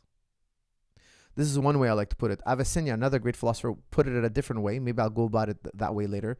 Maybe it'll make more sense. Avicenna is an example. I like to use this example that I kind of use myself. Okay, I kind of came up with it. I never really heard anybody else. I've never heard anybody else use it. Think about before you came out into the world, before you had your ID. your identification, your ego, the way you self-identify, happens about at 1 year of age. You start to realize, hey, there's me, and then there's this outside world, and I'm seeing it from this point of view. That happens about the age of 1, psychologists tell us. Okay, when the ego starts to develop. It's not fully developed, it's just starting. And then you have this experience of the world around you. You know, you experience colors, you experience shapes, etc. Before this, you had this experience of oneness. Now, as an adult, as a human being into the world now, you can re-experience this. We call it reductionism. You keep reducing it. You keep reducing until you question. What we do is we question everything. We find a doubt in everything, and then we go back to this one point of awareness. When you hit this one point of awareness, we find that fitra, what we call this oneness, okay? This one thing that's always was, always been. And, you know, it's funny because even Western philosophers discover this, but they kind of like interpret it in a different way. The Western philosophers, because they were so anti-religion. For those of you who don't know, the Enlightenment age happened despite the church, because the church was very anti-free thinking at one point. I'm not saying it's always the case. Okay, I'm not saying Christians are anti-free thinking at all. There was a period of time in Christianity where they were anti-free thinking. So the scientific movement, the Enlightenment period, as they call it, okay, this is not my interpretation. This is the Westerners' interpretation of the Enlightenment period. They're saying, look, we did it in spite of the church. So they have this animosity towards religion. They have this thing, we liberate ourselves from religion. Whereas in Islam, it's completely different. It's completely different. We don't have that relationship with religion. Our religion was, we had our golden age during our religion. So when our religion was at its highest, our golden age, our scientific age, our Enlightenment age was the highest. So we have a completely different relationship with religion. That's why if you look at Islamic philosophy, it's okay. It's okay to talk about God. Whereas in Western philosophy and British empiricism, it's cool to try to attack the church because the church had lost its power. And it was like a happy time for the free thinker. Again, this is a very specific time in history. I don't want to label the church as always being that way. Not at all. Okay, Christianity has a very complex history, and it's far beyond my understanding. So it's not for me to comment on their history. I'm just telling you what the Enlightenment age, how they describe their experience. We're saying when we call you kafir, that just means, he covered his innate belief. Will he go back to it? That's why when people convert to Islam, we say you're a revert. You go back to that religion when you were born with, because we say Islam is a natural religion. Islam, actually, if you understand Islam is telling you, look, all these religions are influenced by man. Man tried to take it and make it something good for himself. They try to make political gain off it. Go back to the natural religion. Go back to your natural religion, which you discover in yourself naturally. That's why the Quran calls itself the reminder. It's reminding you of your natural religion, the religion you were born with. The Quran is telling you, look, Abraham was on the correct path before the scripture. So go back to that natural religion you were born with that you can verify for yourself. That's why when you're not upon that natural religion, we call you kafir. Just meaning you covered it up. You've gone synthetic. You've now believe in something synthetic, not the original belief. So it's very important you realize it's not an insult in any kind. It's very important. Do you think deeds matter more than belief? If so, why do focus on belief? Why are your thoughts on adab, I imagine? Look, listen, I think belief is more important than action. But it depends. If your belief is a byproduct of introspect, action is, I shouldn't say that. I should say it's equal in importance. However, if I had to choose one, I'd rather have correct belief than correct action. What's correct action without correct belief? It's just really pointless. But is your correct belief also, is it a huge striving to contemplate and via introspection? This is very important as well. There's a type of struggle here. It's extremely important. Can you talk about traditional celebratory food in Islamic culture? I read older texts and food seems to have much more of a spiritual and health importance than today. That's from Raul Duke. I'm actually not an expert in this. So unfortunately, I don't know much about it. I'm not an expert in Islamic type of cuisine. I wouldn't even know that it's a genre, to be honest with you. Any advice on interfaith couples? My husband is Muslim and I am Christian. That's from Victoria Z. Well, Victoria, I would know everything about your husband's religion. That's what I would do.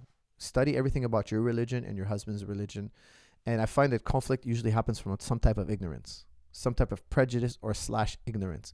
The religion, Islam and Christianity are very, very close. They're very, very close in religion. However, we have one striking difference. Christians see Jesus as a God, as the God, one of three, okay, in a trinity. 3 persons, one God. They don't believe in 3 gods, they believe in a trinity. Islam, Jesus has no share in divinity at all. This is a striking difference between us, a striking difference. However, if you believe Jesus is a God, you're a Christian. If you believe Jesus is a prophet, Messiah, but not God, does not share in divinity, you would essentially be a Muslim. Salam, coach. What are your thoughts about hijab? We did this one already. I don't know why it's still lingering there. Okay. No, we did these ones. We only care about fame and money here. That's from Gutter Grown. He must be responding to someone else.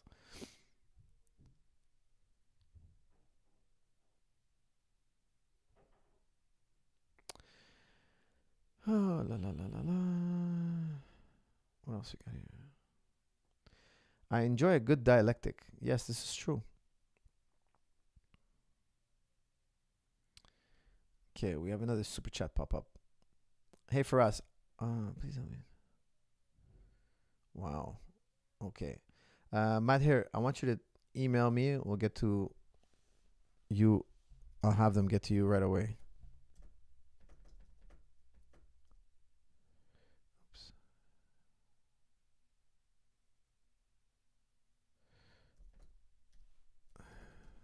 Send me an email and they'll correct it right away. I just sent it. I just put it in the chat, so check it out right now, please. Send me an email.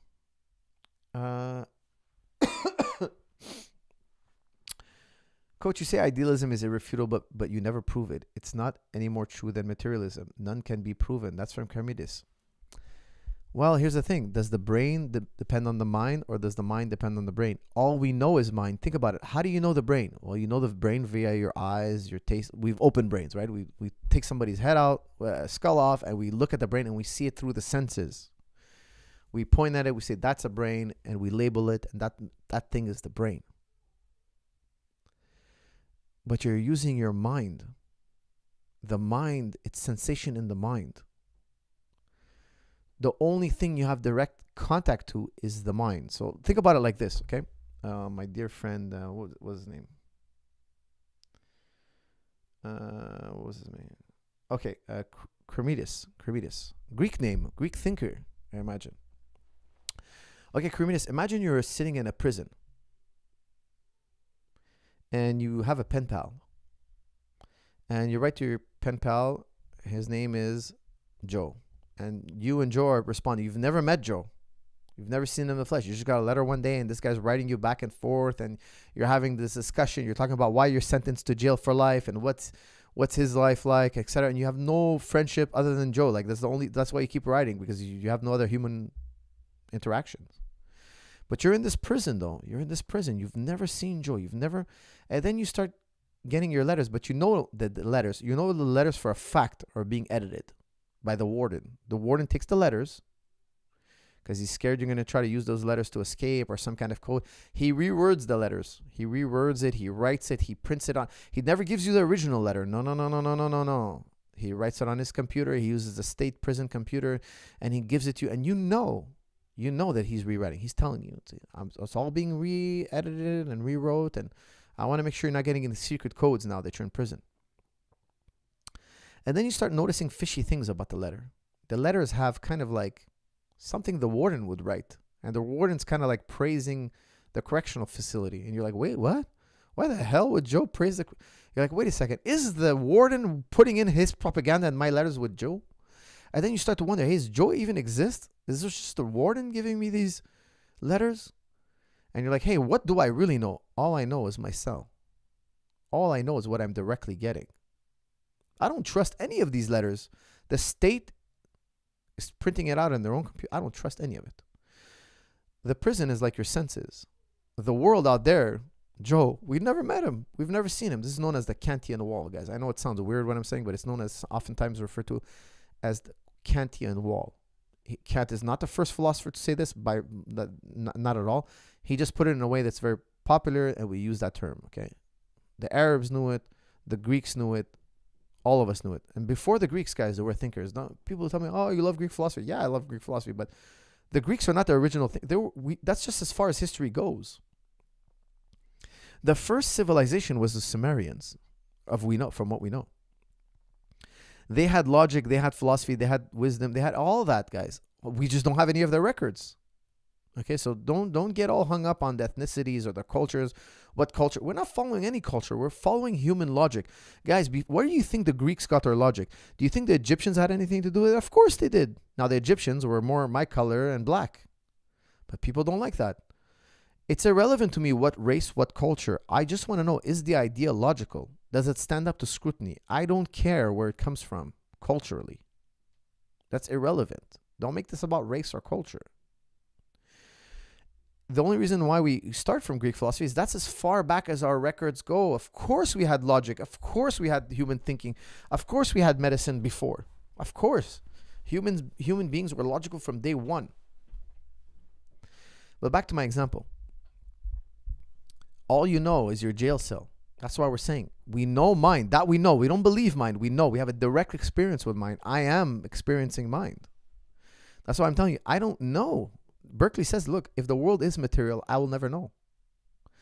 So I'm not telling you that materialism is impossible. What I'm telling you is we don't know that. All we know is idealism. We just know the ideas. The rest is inference. That's what I said. Hey, coach, your opinion on Soldic. Could you be the next UFC champ? He looks abnormally good now in the KSW, and I know that he was coming to TriStar. Yes, Grigov. Yes, I absolutely believe he's going to be the next UFC champ. Hopefully, I plan to be working with him again in the future. Canada's open again, and I can travel again, so we will be working together in the future, I'm sure. And we stay in contact on a regular basis. I do think he will be world champion again in the future in UFC.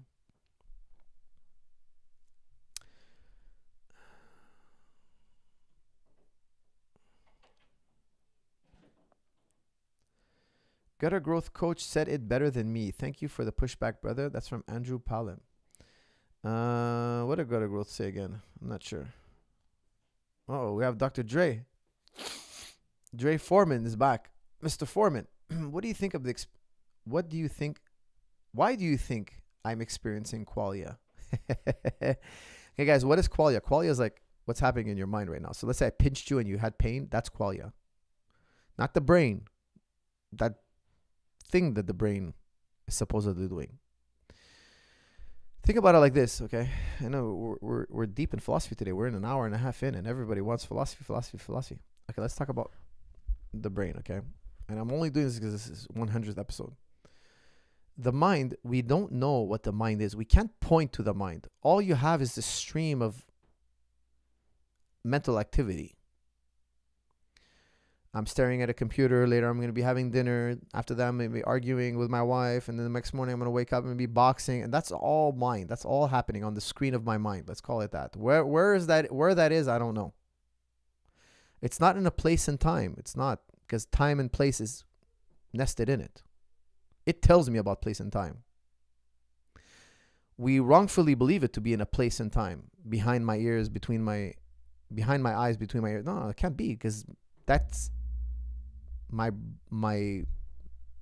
body is just another object in the world that my mind is telling me about. This is very important. This is very important. Just like my cell phone is an object in the world that's experienced in my mind, in a dark place in my mind, my body is also an object in the world, and that's also experienced in my mind. And that dark place that we talked about is also experienced in my mind. And all of a sudden we're like, hey, where is East and West? It's all in the mind. Where is that? Relevant to what? That's why mind is not bound by space and time. It is not bound by space and time, are nested in mind. It's all just another concept. Okay, so this is why we say it's boundless. Why do you think you're experiencing qualia? Because I'm having a direct experience right now. Imagine I were to doubt qualia. My doubt would be proof of qualia. You gotta think about that, Dr. Dre. Your doubt now is a proof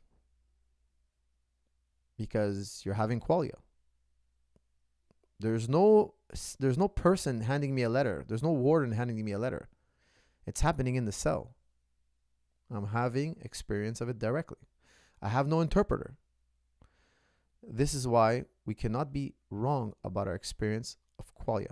Not our experience of qualia. We cannot be wrong of qualia. R entails an ego, a person, a thing out there, a forest, like we talked about earlier, a universal. The I, guys, a lot of people say, oh, the ego doesn't exist. It's ego is another universal. All we know is this existence. Now, Avicenna said it beautifully. He says, like, look, Dr. Dre, there is existence. Can you doubt there is existence, Mr. Dre? Can you doubt it? If you try to doubt it, you'd be proving it. You can't doubt it. You can't doubt it. It's undoubtable. So very few things in the world, very few things in philosophy that we say, hey, can't doubt it. There is existence is undoubtable. Try to find the doubt in there is existence. The same way we can't doubt qualia. Because once you doubt it, you just prove qualia. You just had qualia. All right. What else we got here? For us, you should...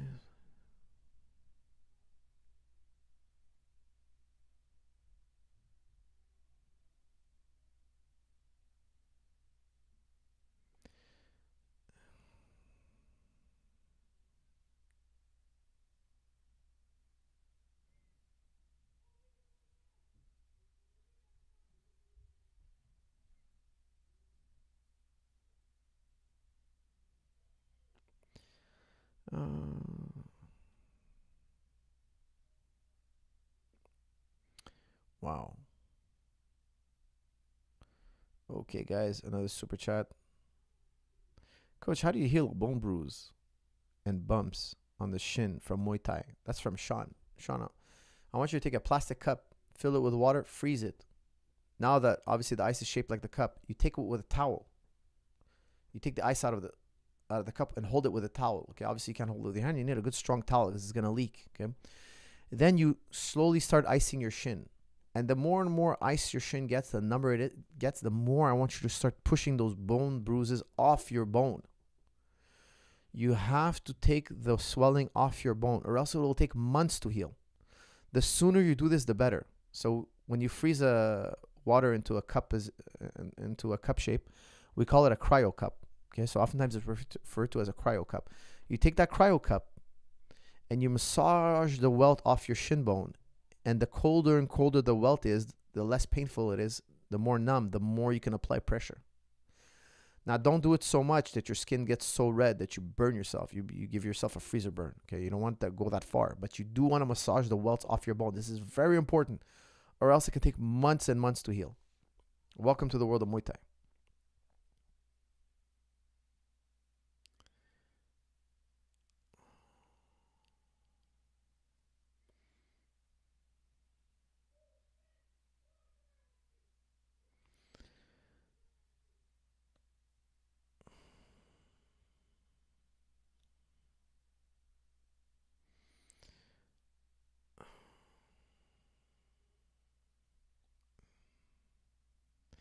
Okay, guys, somebody give me a good question here too.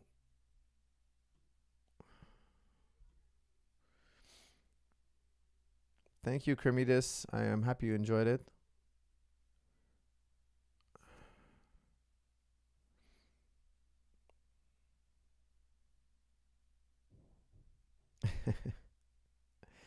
Okay, guys, we need something new and exciting to talk about.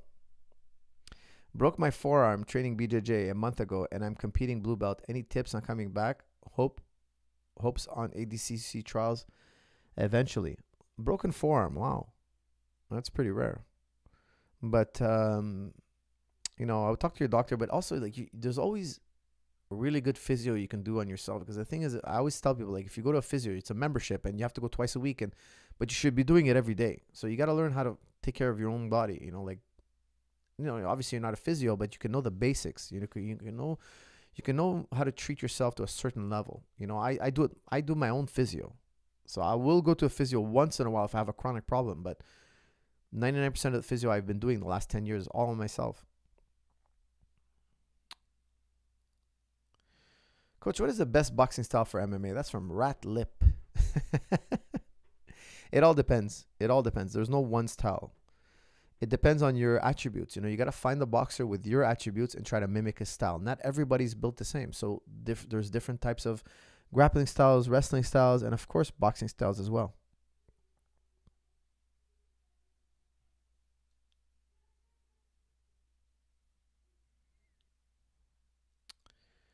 Okay. Hey, coach, do you do any kind of meditation? If so, what has your experience been like? That's from Mango Jam.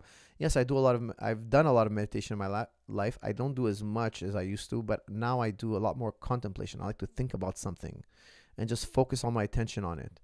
And I find that's to be more practical for me. Meditation, the only problem with meditation, and there are scientific studies that actually back this up, is that it makes you more empathetic and sensitive, which is not really something that I want to develop so much.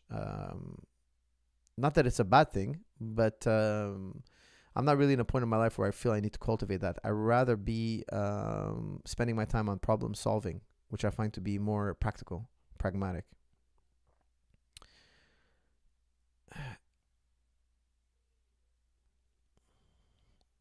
How do you structure a 1 hour BJJ class? Well, I do 1 hour of technique with my students. We do 1 hour of technique. Sometimes there's standing, sometimes there's standing and ground, and sometimes there's all ground. Okay, so we have a lot of standing, but also a lot of ground for 1 hour. We drill 1 hour, and then after that we start rolling. So I make my students drill so not the class is 1 hour, the drilling is 1 hour. I find this to be very important. If you're going to learn jiu-jitsu correctly, you need to drill for 1 hour every class at least.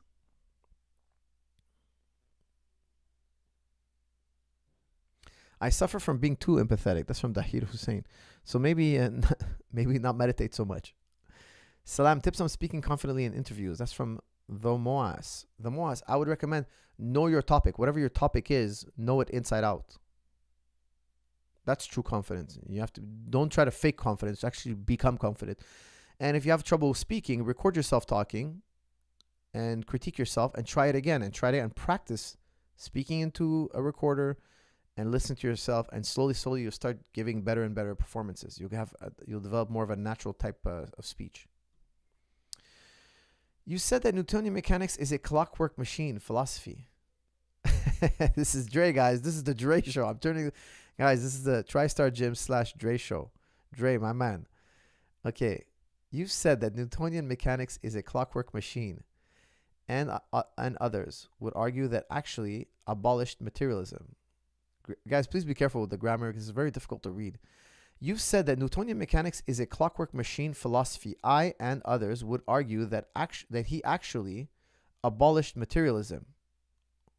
Gravity as a force showed that matter is immaterial. What?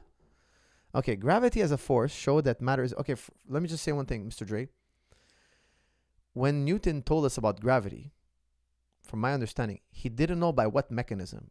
And I say this because Thomas Kuhn said, look, when he came out with it, it was akin to the occult, meaning magic. Mystery, in philosophy, we say mystery, therefore magic. This is a fallacy, of course. Mystery, therefore magic, meaning some people think it's magic. Obviously, it's not. We're just saying that in jest. We're saying, look, let's not get to magic yet. Let's just try and wait and figure it out. Okay? Let's try to wait and figure it out. It's a common saying. Mystery. Oh, okay, people are going to jump to magic now.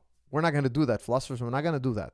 Okay? So, but it's a common theme. Humans see a mystery, they jump to magic. Mystery, magic. Again, it's a fallacy. I'm not arguing for mystery, therefore magic.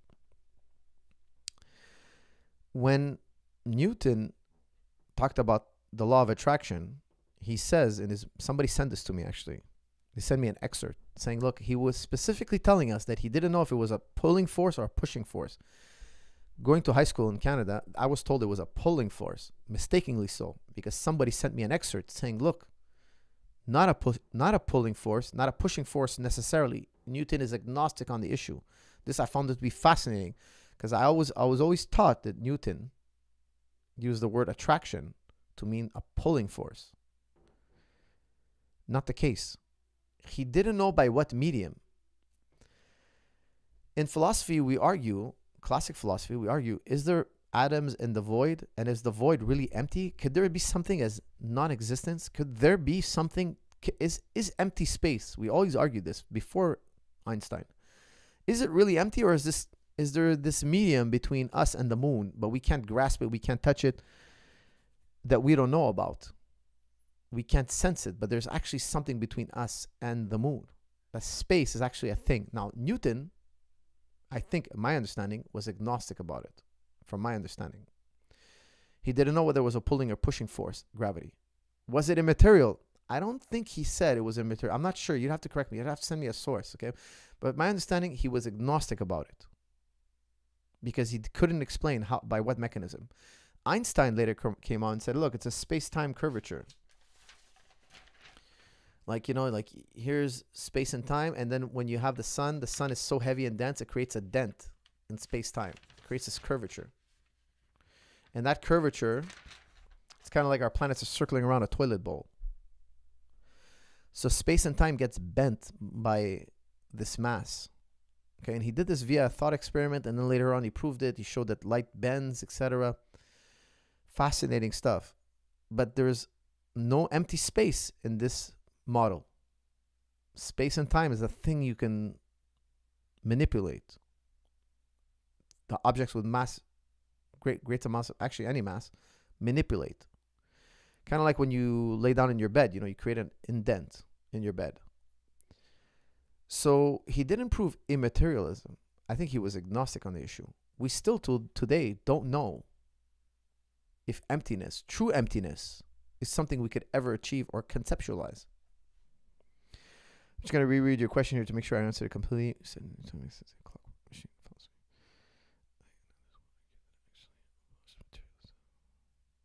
No, he did not. Newton did not abolish materialism. Why would he have abolished materialism? But you're saying because he proved that gravity is an empty thing. Gravity is not considered to be an empty thing. Gravity is a byproduct of the indent of space-time curvature. Please look it up. Okay, this is how I understand it. What I recommend, guys, is look up gravity visualized. YouTube that or Google it, and you'll probably see something that explains it a lot better.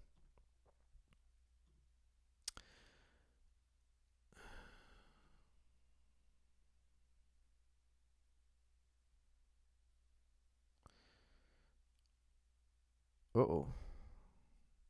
Hold on a second here. Okay. Jonathan Haidt talks about it in his book On the Cause of Radicalization of Society. Comes from an American university with social sciences and postmodern theories. Jonathan Haidt. Let's see here.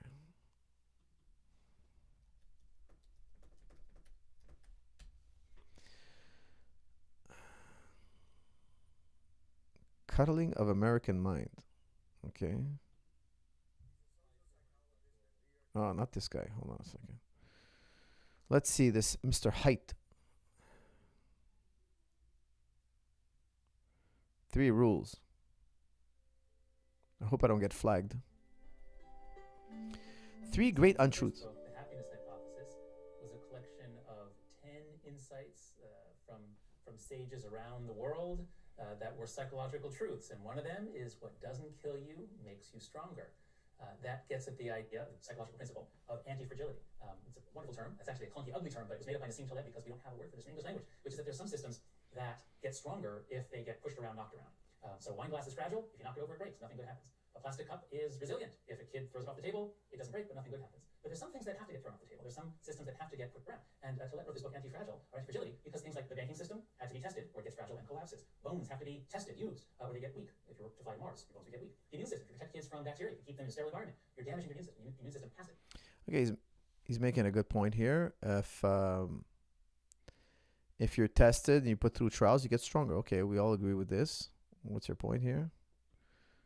2, if you get stronger. What? People around the world have noticed that we don't react to the world as it actually is. We react to the constructions, the perceptions. Epictetus said, it is not things themselves that disturb us, but our interpretations of things. This is very true as well. Okay. is the ability to say, now wait a second, are there other ways to look at this? These are crucial skills for critical thinking. These are crucial skills for mental health. And we need to be teaching young people at all stages to question their first interpretations, look for evidence, and improve the way they interpret the world. The third grade on truth, my favorite, the worst and most dangerous and darkest of all, is that life is a battle between good people and evil people. If you think about it for a moment, who are we? What is our species? We evolved in small-scale societies that were locked in struggle with other small-scale societies. Human nature is really, really finely tailored for intergroup conflict, for tribal warfare. This is the way our ancestors lived for a long time. Now that we've transcended it, we're so desperate for it, we've invented team sports, fraternities. We love these sorts of competitions, are made for it. Now, it can be fun, or it can get dark, and it can lead to racism, all kinds of. Look, he sounds like an interesting guy. You know, I'm just doing a quick overview. I assume he speaks up against postmodernists. I'm not sure what you're getting up to. I'll check him out later. Maybe I'll listen to one of his lectures. But on the cause of radicalization of society, he comments on postmodern society. That's interesting, very interesting. But unfortunately, I didn't get to see anything controversial. It sounds like sound advice so far. But I'll have a listen to one of his lectures, one of his more popular lectures, maybe in the future. Hi, good afternoon for us. I'm from the UK and would appreciate your opinion on gyms from the UK, such as London Shoot Fighters. That's from AJ. Well, I have one of my guys, Mr. Bruise. Mr. Bruise has a gym. What's the name of his gym? I think it's Renegade. And you should definitely go see Bruiser. Go check out Bruiser in the UK. His gym is called, I believe, Renegade. Hold on a second. Tom Bruise. Let me see. Gym. Let me see what his gym's name is. I'm going to give him a shout out here. Hold on a second. Tom Bruise.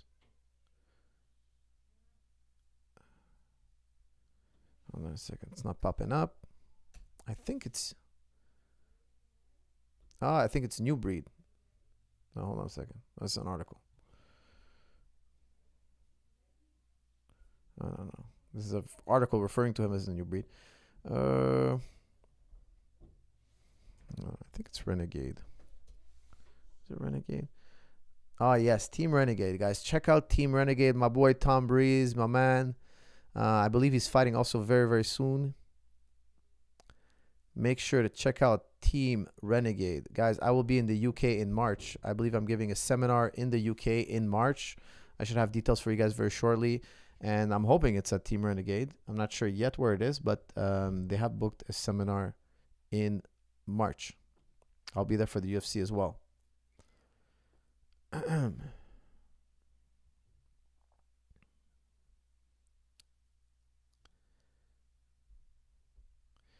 Okay, guys, hold on 1 second. 1 minute.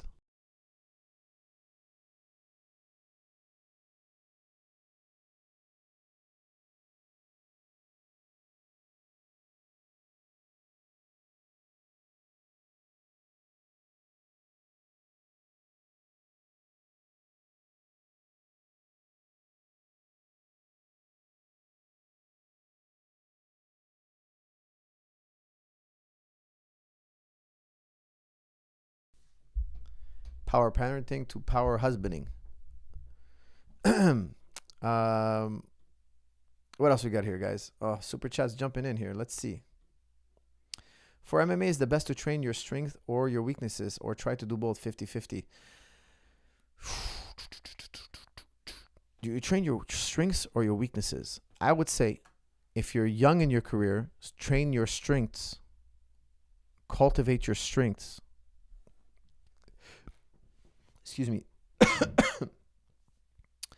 If you're very explosive, do more striking, sprawling, keep the fight standing. Yeah, build your MMA style in a certain way that makes sense. If you're a power puncher, don't be the kind of guy who pulls guard. Okay. Build around your strengths, and then as you plateau, start attacking your weaknesses. But anything you do, whether it's business, guys, all life is fighting. All life is competition. All life is strategy. All life is struggling. Pain and struggling. I don't care if you're in business. Focus on your strengths. What are you best at? What are you best at? That's the product or service you should offer the world. Don't start with your weaknesses. That comes later. First, build me something strong. Cultivate your strengths. Exploit your talents. Then Then it becomes daily decrease. Then it becomes stripping away at the weaknesses. Coach, what are your thoughts on vaping while competing in MMA? Grappling, will be it a hindrance for the future? I'm training properly. Guys, I honestly, I do very little smoking. I do smoke a little bit of shisha, which is not a drug, guys. It's like a fruity. It's not even tobacco, actually. In Quebec, it's illegal to have tobacco. It's like almost like a fruit. Like they make this mash out of fruit, and it's like, you know, what the Arabs smoke. It's like a hose, and we call it argile or shisha. This I enjoy once in a while in the summer, a little bit socially. But vaping, no, and smoking, no. I think it's very bad for training. Not that I've researched it too much, but I've come across that vaping is also dangerous. I've seen it on the news. They say that vaping also has its dangers. I'm not recommending it. I would do a lot of research on it. If you're going to put something in your body on a regular basis, do a lot of research on it. Like, really, like, don't harm your health. You're young. Don't have a cancer, develop cancer 10 years, 20 years from now. The vaping won't have been a good idea, right? Don't worry so much about your jiu-jitsu career. Worry about your health. Don't do anything that harms your health, guys. Always protect your health. Shafi, you don't need vaping. Find another hobby. Jiu-jitsu, you can get on with your life without vaping. Guys, protect your health at all costs. This is extremely important. Okay,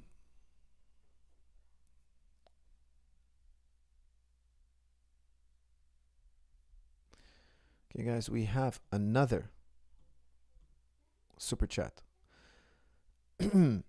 What journey do you need to go on to gain confidence in your religion and gain discipline in your life in all aspects when it's easy to live in a zone where you do things for the sake of it?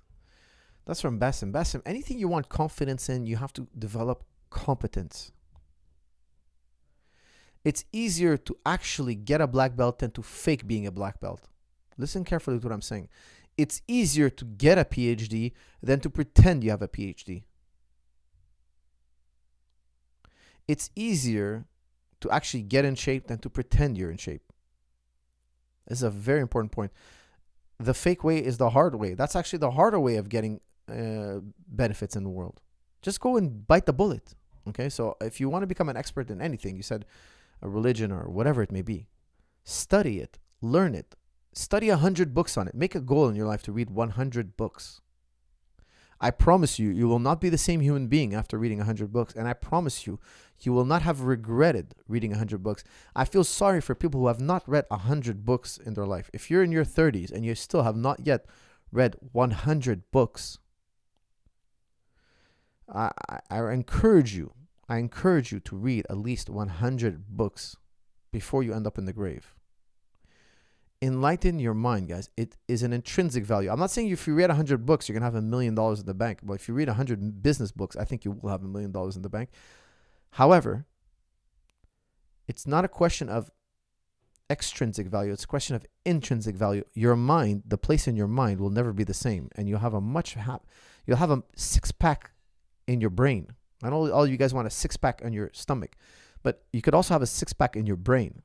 And the people, when they interact with you, they'll notice, hey, that guy has a six-pack in his brain. I like that guy.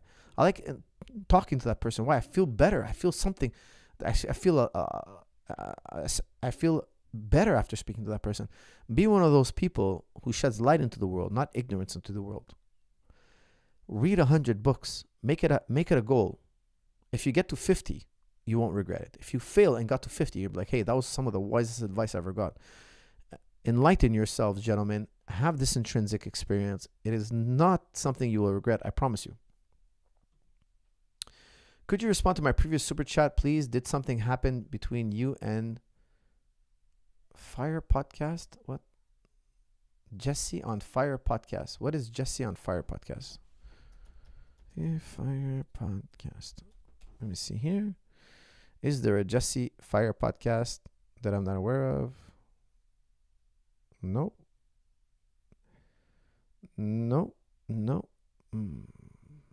Have I been on this podcast? I doubt it.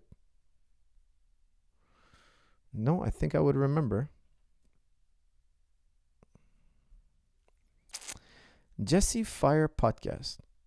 How did you spell fire? Let me see. Nope. You spelled fire with an I. No, did not do his podcast. I don't think so. Sorry, my friend. I have no recollection of the event in question.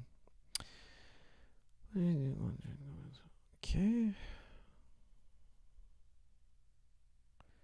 Did something happen between you and Jesse? When my wife asks me, do you know this person? I would say, is she pregnant? No. I don't know her. My wife always gets pissed off when I say that. But this Jesse person, I'm sorry, I don't recall having a podcast with him. I'm being totally honest with you. I don't think I've been on his show. But I've done many podcasts. I'm assuming you're asking from years ago, but I don't recall being on. I've done many MMA podcasts, many 1001 different podcasts, but I don't recall the Fire podcast. Coach, how many techniques do you teach in one class? Do you drill a few techniques for long rounds, or do you set up a timer low? Kato, you know what? Like, I depends on the difficulty of the technique. But I would say I teach a lot, and I kind of knit them together. So you have to do it again to get to the second technique.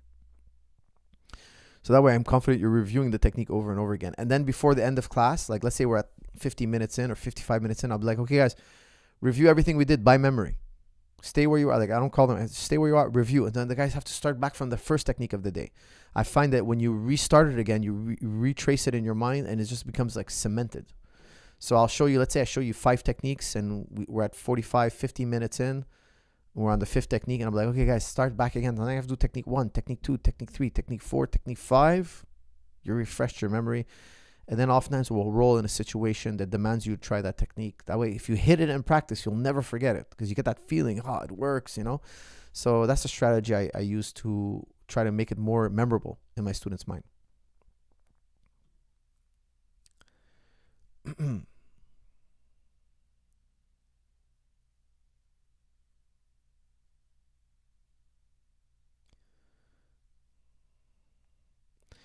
Thoughts on Muhammad Hijab and Ian Hersey debate?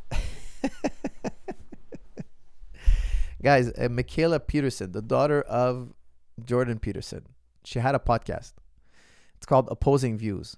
It's a Muslim hater, like an anti-Muslim propaganda. I don't know what you call it. Like how they had the Jewish problem, how they had the yellow peril. For those of you who don't know, that in the U.S. they were talking about Asians are bad. Don't let them immigrate to our country. Asians are bad. Look it up. Yellow peril, the Jewish problem. And now after 9/11, of course, we all know. The guys like me, we've been very not very popular in media. Okay, and I understand 9/11 was a serious tragedy, and I don't want to belittle it, but we're not responsible for this. There's a small few, and I'm not going to go into the whole spiel, but you guys know, you can't generalize us all. We're not the same. We're almost 2 billion people. Okay.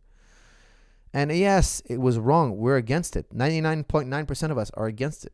We're just as shocked as everybody else. It's haram. It's bad. Killing innocent people is haram. It's bad. There's no question about it. But some people are profiteering over it. Some people are profiteering. Like, for instance, if tomorrow I started writing books on why Islam is wrong and how we should stop Islam, I would be rich, guys. I would write, every book would make me millions. I wouldn't even have to write the book. I would ghostwrite it. I'd bring in an author, give him an interview. He'd write the book for me in a week. He gets his cut. I become a millionaire, and wow, I'm so rich. It's such a money-making cash cow that you have people like Ian Hersey. And I'm saying this, guys, because she's not a scholar. She's an ignoramus, guys. I'm saying this in the truest sense. And I'm going to explain to you why in a minute. Guys, I have to be honest here. She is unqualified, severely unqualified. And she's talking to a PhD candidate, like a guy who's very well versed. Hijab is very intellectual, is a very smart guy. And Michaela Peterson is trying to mediate this debate. Now, what I didn't know, and I only found out later, because I actually spoke to Hijab afterwards, one of the interlocutors. He told me, no, they couldn't hear each other's responses. The responses were recorded separately. There was no actual dialogue. Michaela Peterson is giving us the illusion that there's a dialogue. There's no dialogue. There's one interview, another interview, ask the same questions, and then she superimposes their comments. Which I wonder, why wouldn't Michaela Peterson just have an interview with the two there, and she has a control of the mute button. If anybody goes on a rant, she can say, hey, that's your time. She could have mediated an interview or a debate Why record it? She claims she didn't sanitize it. She claims she didn't edit it, which is wise. I don't think she did. I believe her 100%. But why do it that way? Why not let them interact so we can get further on every point? Because Ian Hersey said some ignorant things, like some ignorant things. And her books in print say ignorant things. Like, for instance, she says, I don't know how the hell she can claim to be an ex-Muslim and or an expert in Islam. She says in her book, guys, this is in print, she says, the Jews worship a book, the Christians worship a man, and the Muslims worship both.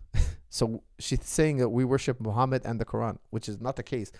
Muslims do not worship the Quran, nor especially we don't worship Muhammad. Like, if you've read the Quran, you would know, hey, my IQ is less than 50, but I could tell you that this book's telling you don't worship any man. There's no possible confusion. You'd have to have not read the Quran to say this. But she's writing books, commentating. And it's just it goes so far. Her ignorance goes so far. I can't even do it justice. So she's asked a question. She's asked a question of, is Islam misogynistic? Like, does Islam hate women? That's what misogyny means. And she's like, yes. I have to tell you, yes. Okay, why do you say that? Oh, and she starts stipulating these things that are completely taken out of context. Completely. She says that women can't leave their homes. Well, look, in the 7th century, it was dangerous for a woman to leave her home. It was the Wild West. There was no civilization. It was literally kill or be killed. Like, we're talking about tribal warfare. You can kidnap another woman's tribe. She's yours. She belongs to you. It was a different time. It was the medieval period. You guys Google later the medieval period. So the Muslims were like, hey, we're not going to allow, we're going to chaperone. When a woman goes from A to B, we're going to chaperone her, protection. Today, in our modern day age, we don't need that. My wife, she can go to the market by herself. No problem. There's no scholar today that says, hey, don't leave your women go to the market. No, we live in a civilized society. We live in a place where there's laws. This was a different time, a different context. She's not giving any of the nuances. She's just saying, hey, no, this is how it is. Now, there are some Muslims who still live this way because they think that can't go wrong. If I do it the way it was done, I can't go wrong. They're not using their common sense per se. But she's overgeneralizing, and she makes 1,001 like bigoted claims. Now, here's the real issue. Hijab was accusing her of not only defecting of Islam, but defecting from her Somalian identity. Why was he saying that? Which I thought was a great point. He's saying, look, she's praising the Europeans who are Christian tradition. They come from the Christian traditions. If you attack them, any argument you just use against Islam could be used against your colonialist masters. But you're not objecting to their tradition, because if you did, they would reject you. Now, we all know in the West, there's still a lot of Christians that are adamant about their religion. Now, I understand there's a rift. There's the leftists that don't want anything to do with religion. There's the right wing that still support their religion. There are Christians and those who don't associate with Christian. We have every kind in the West. I get it. But there's still a large, significant group that would be very upset with Ayaan Hirsi. She would be very unpopular in the West if she were to critique their religion of Christianity, which I don't think is her place to critique. She's not an expert in Christianity, but that's the point. She's not in place to critique Islam as an expert. She is no expert. She parades herself as an expert. That's why Hijab at one point asked her, what Orientalist, an Orientalist, somebody who's a PhD in Islam, who's not a Muslim, the reason why he's asking for an Orientalist, so you can't say it's a Muslim bias. This guy is not Muslim. Who shares your view? None of them. You're just some woman who knows nothing about Islam, who's parading around as an expert. She's not an expert. When Joe had her on his show, I wrote him a text, said, look, dude, she's not an expert. Have somebody debate her. Let me send you a guy to have a dialogue with her. Let's have a civil dialogue. Let's talk to each other. Why are you saying why is there a Muslim problem? Why are we a problem? I'm a tax-paying, law-abiding citizen, and there are billions like me. There are billions like me. Let me tell you guys something, and I'm saying this is the utmost factual thing I've ever said. You'd rather have me as a neighbor than anybody else. Let me tell you. If I see anybody try to harm my neighbor, whoever he may be, I'm going to be the first to get up and defend my neighbor. Why? It's the neighborly thing to do. I will never steal from my neighbor. I'll never hurt my neighbor. He's the safest, living next to me is the safest place for him to live. I'll never harm him. And I'm a Muslim. Why? Because that's what Islam teaches me. You cannot harm your neighbor. She's like trying to paint us as the savages, etc. She said so many ridiculous things. She's basically conflating African immigration with Islam. Africans are not all Muslim. Like they're a mixed bag. It's like there's such poor research. But at the end of the day, she's ringing a bell. She's ringing a bell that says Muslims are bad. Let's stop them. And that's really, really problematic for people like me, because we go out in the world and we meet crazy people out there that listen to Ayaan Hirsi. That's why I give the time to answer this question, guys, because I know Muslims out there were sick and tired of being treated like we're dangerous. It's sad. It really is sad. There's a guy who went on a mass murdering spree, killed over 70 people, who praises her in one of his texts. I'm not going to mention his name. I don't want to praise him. But he wrote a manifesto, and he gave a whole chapter to Ayaan Hirsi. This guy actually thinks Ayaan Hirsi should be praised. She's a revolutionary. She's so correct. She's not an alarmist. No, she's telling us about an impending danger. Shut up, man. This guy, if somebody went on a mass murdering spree and dedicated a chapter to me, I would condemn him. I would spend a lot of time and energy condemning what he did and disassociating myself from him. She is in the ear of radicals. That's the thing. Like me, when I go out in the world and I travel, I know some people don't like me just because of what I am. Just because. And it has a lot to do with people like her who discriminate against people like me. And we're just sick of it. And here's the thing. Every time we ask for a dialogue, they never give it. Who's the savage one? We want dialogue. Every Rogan. By the way, guys, I'm the first Muslim ever to be on Rogan, from what I know. I'm the only one. Okay. I don't know if I know there's another famous Muslim. I don't know if he's really Muslim. I'd have to ask him. I don't know. I'm saying I don't know. I'm not saying either way or the other. But I think I'm the first. But I was hesitant to go on the show because I know he has so many anti-Muslim guests. I thought, I don't know how I'm going to be received. Am I going to be like, I don't know. And I was pleasantly surprised. Joe is nothing but a gentleman. I've interacted with him before. So I was kind of like comfortable. But I didn't want to go in there and, if he asks me a question, I'm going to answer him. There's no way I'm going to backpedal. I'm not going to backpedal at all because I think a lot of his guests are harmful. And I would love, and I asked Joe many times, let us have a dialogue. Let's bring it out. Are we animals? Are we savage? Bring it out, man. Like, if I'm a savage, man, tell me. I want to know. I'm going to be open, honest, and ready to dialogue. Let's do it. We never get the chance. So now I thought, Ayaan Hirsi, Muhammad Hijab, perfect. Bring them in the same arena. Recorded separately, superimposed on one another. That's why when I found that out, I was like, oh, that's why. Because at one point she says, she's trying to praise the Christians' Bible.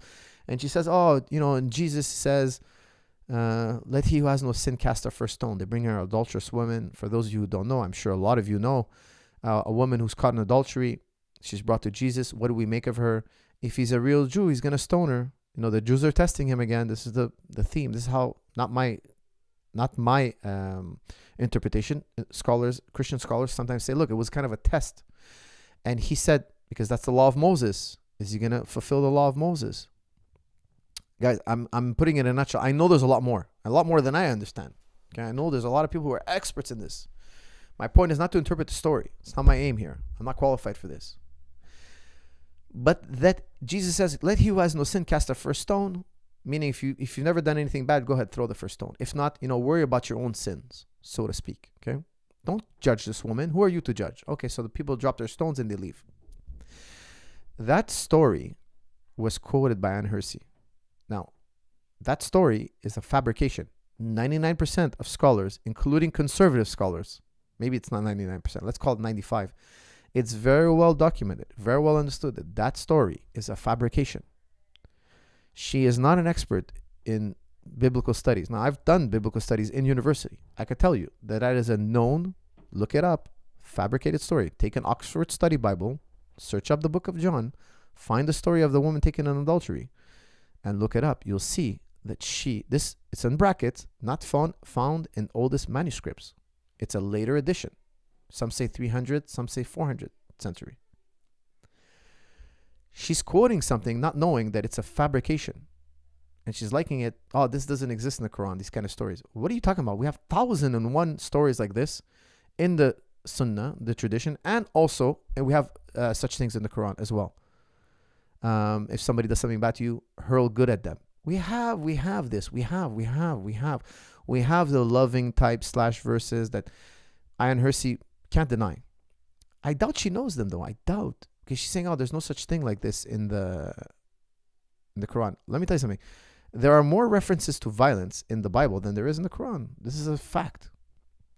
Now, I'm not trying to attack the Bible at all. At all. It's not my point, not my position. I'm just saying, like, what she's trying to do with us, we can do with the people she's, as Muhammad Hijab says, polishing for. She's praising her colonial masters.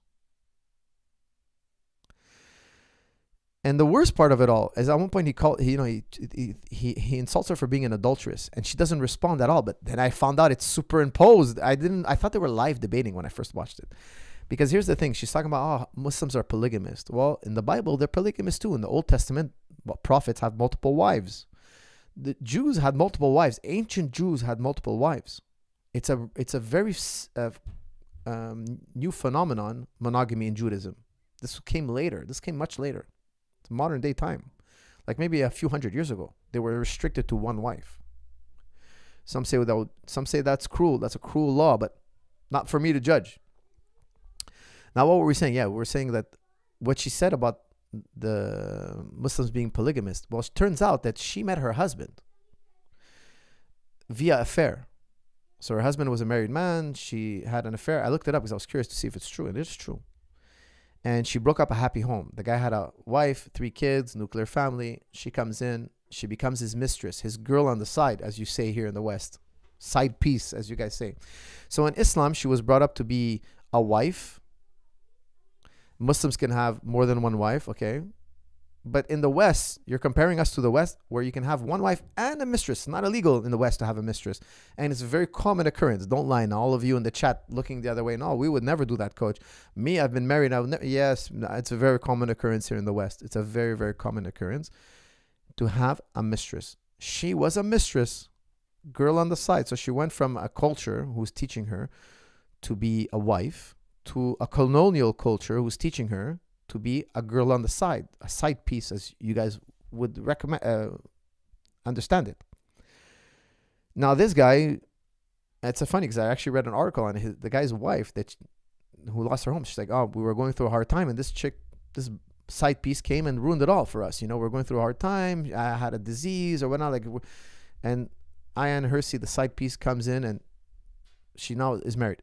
She's judging us for having multiple wives, but she was in a polygamous relationship. She's in a polygamous relationship. Shows the functionality. Now, the reason why in Islam we have multiple wives is not really because it's not true that it's not true at all. It's because it's out of pleasure. It's not true.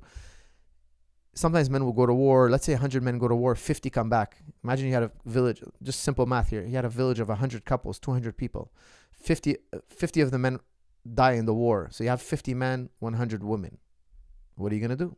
It's going to be a lot of girls on the side, or should you marry them? Now, if they're pregnant, we know who the father is. The father pays for that child needs resources. We'll pay for that child. Okay?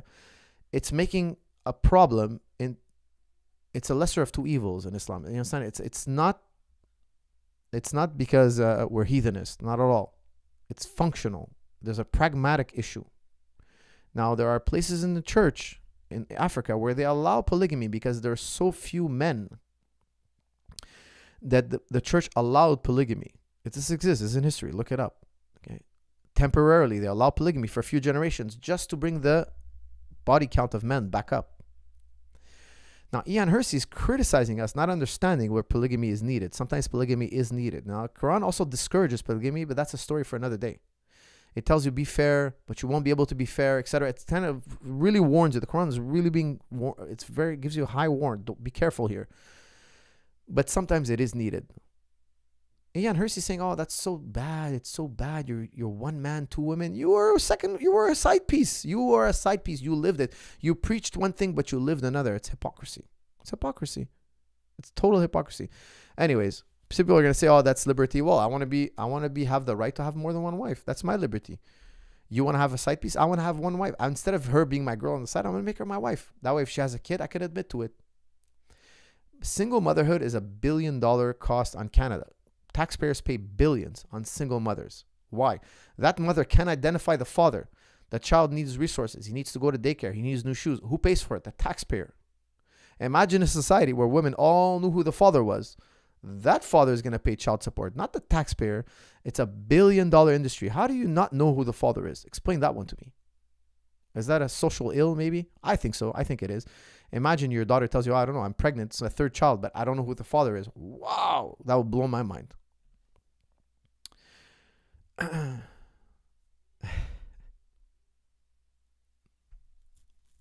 Three wives sounds cool. That's from Gutter Grown. Let me tell you, it's the coolest thing ever.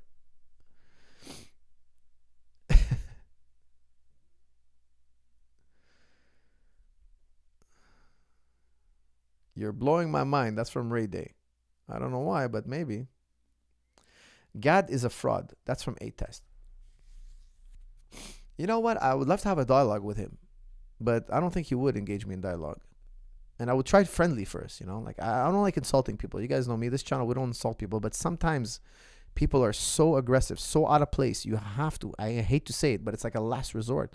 Sometimes you got to be like, hey, this person is doing something so bad. I'm ready to call them out on it because it's look, me, the reason why I really don't like Ayaan Hirsi is because she says ignorant things that led to somebody. It didn't lead to somebody killing. It contributed to somebody killing. The guy dedicated an entire chapter to her work. She's not a scholar. She's an ignorant piece of propaganda. Just because she's an ex-Muslim, people give her credibility. She doesn't know anything about Islam. She referred to a chapter in the Quran as a verse in her book. She confused chapter and verse. This is among many mistakes. She's ignorant. She's committing something called the historian's fallacy. She's trying to judge Islam by our modern day and age. Islam was a remedy. Part of Islam was a remedy for the 7th century. They had very different issues back then. This is very well understood in the world of Islamic scholars. Very well understood.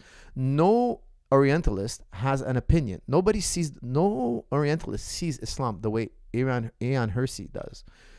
It's just propaganda, and she's like Muhammad Hijab says, man. She defected from her Somalian identity because she's being very biased towards the colonialist. She's praising the colonialists, even though their religion is extremely similar to ours. Extremely.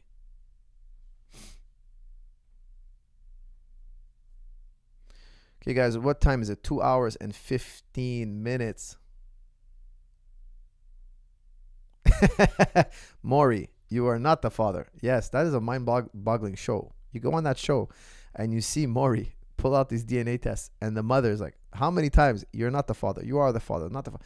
How confused are these women? Could you imagine? What would you rather your daughter be? You have daughters, you have sisters. Would you rather them be a wife or an Ayaan Hirsi side piece? Which one would you rather? Be honest now. I know for certain my answer is. Gad is not intellectually honest. That's from Kareem. Well, we all have our biases. We have to face them and abolish them. We have to be courageous enough to face our biases. Know that we have a never-ending struggle against our biases. You can't say that the way I see the world is the way the world is. You have to constantly struggle with your biases. I do so. And when somebody calls me out on a bias, you know what? I stop, I reflect.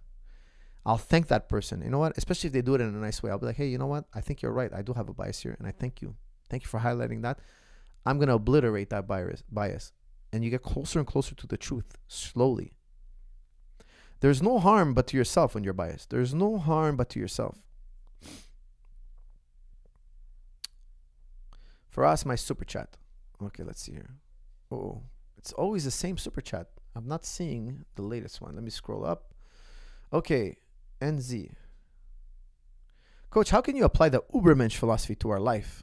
That's from Gemini. The Ubermensch, the Superman.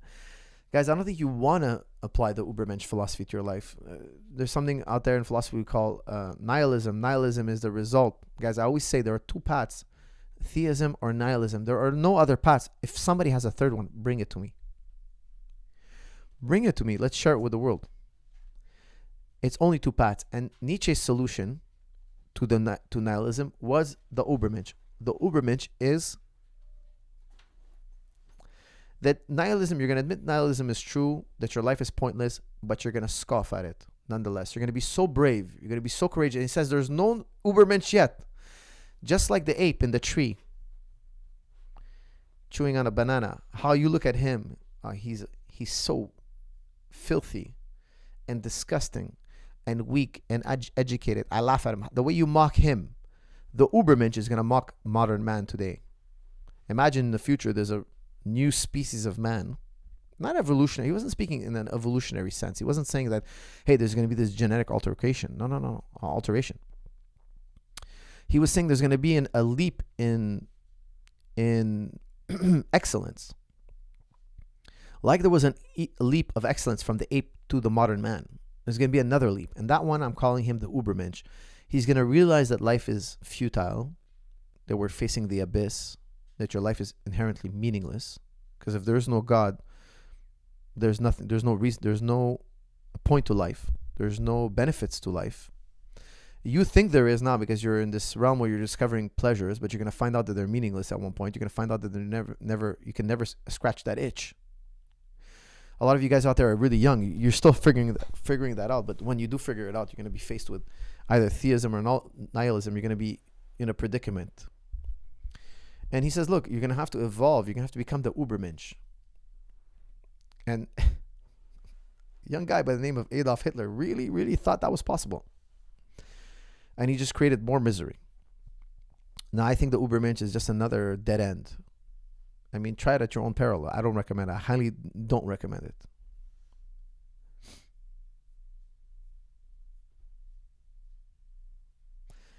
it. Gutter grown. Thank you. Yes, I appreciate that. You killed it on the Joe Rogan show. I appreciate that. A lot of people like that episode. Yeah, I did think it got a little bit out of hand. I wasn't even sure how it was going. I was like, a lot of misunderstandings. I love Joe. I think he's a great guy. Very sweet guy. I'm happy I got to know him. I hope to do the show again in the future, but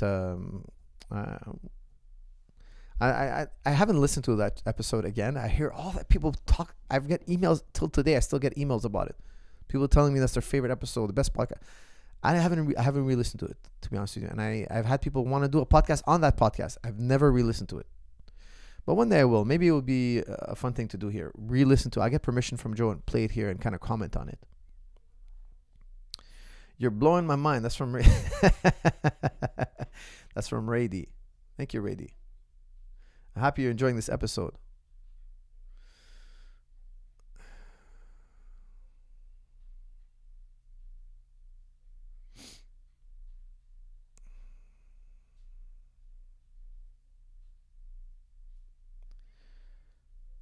What else we got here? Panboy Lando Soy Child Dong Lover $4.99. Well, thank you. What a fine contribution. Thank you, sir. Coach, scroll up and answer my super chat. Enough of explaining to us about ignorant Muslim haters because my grandparents are pray and respect Islam. Well, thank you, sir. That's from Shiz. Shiz, let me find your super chat. Super chat. Okay. My bad, coach. I must have misunderstood. I'm excited about UFC 272. Do you believe my homeboy Gamebred will defend Kobe's takedown successfully? Excited. That's from Shiz. Shiz, I hate to burst your bubble, but I don't think so, man. I think Masvidal, when he was growing up in the gym with Kobe, I think Kobe got the better of him. I've seen footage of them training when they were younger. I think that's something a problem I think Masvidal has never addressed. I think Kobe's going to take him down and just maul him. Now, here's the one thing. I really think that Usman put a number on Kobe because he knocked him out in the first fight. Then it took a year or so. I think 2 years even. I can't recall how long it took. But it took a long time for Kobe to get back in there to fight Usman again. Even though he performed stellarly. He got knocked down in second round. First or second round. I can't remember. He got hurt and he came back. But how many times did he get his bell rung by Usman and his jaw broken? How much damage did he take in those two fights, those two title fights? He almost did 10 full rounds with Usman. The first fight ended in the fifth, but you know, Let's say he has a little over 9 rounds with Usman. And he got punished, man. Those are 2 hard fights. I don't know if he could take more punishment. If Masvidal starts cracking him with shots,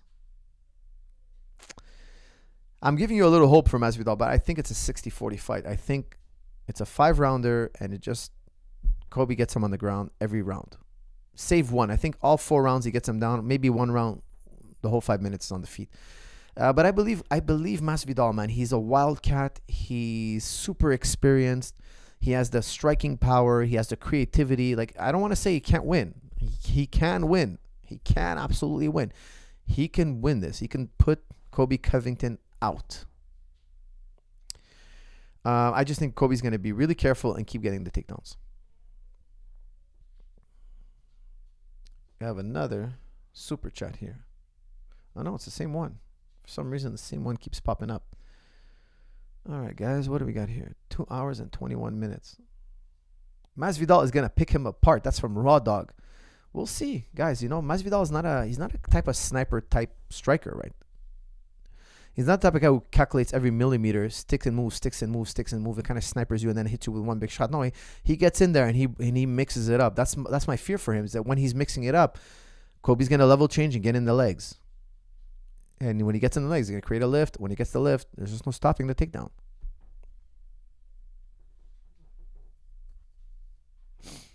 Do you agree with Kantian idealism? To a certain extent. I don't think Kant got it completely right, but I think he got most of it right. Part of it right.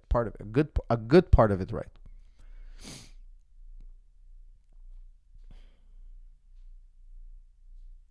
Hit the like button. Yes, please do hit the like button. Please let YouTube know not to ban me anymore. They've banned me now. They've suspended my account 2 or 3 times, and now I'm back. But I have to abide by the rules. I appreciate your appearance on Blogging Theology. You opened my eyes, religion in a whole new way. Hope to see you there again. God bless. That's from Kiragur. Well, thank you, sir. You're a gentleman and a scholar.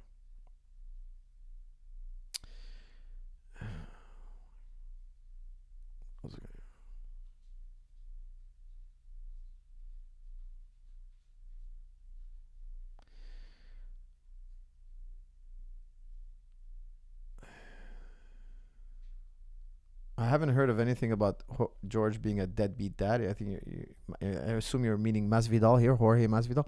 I haven't heard anything like that in the news. I'm not sure what that's about.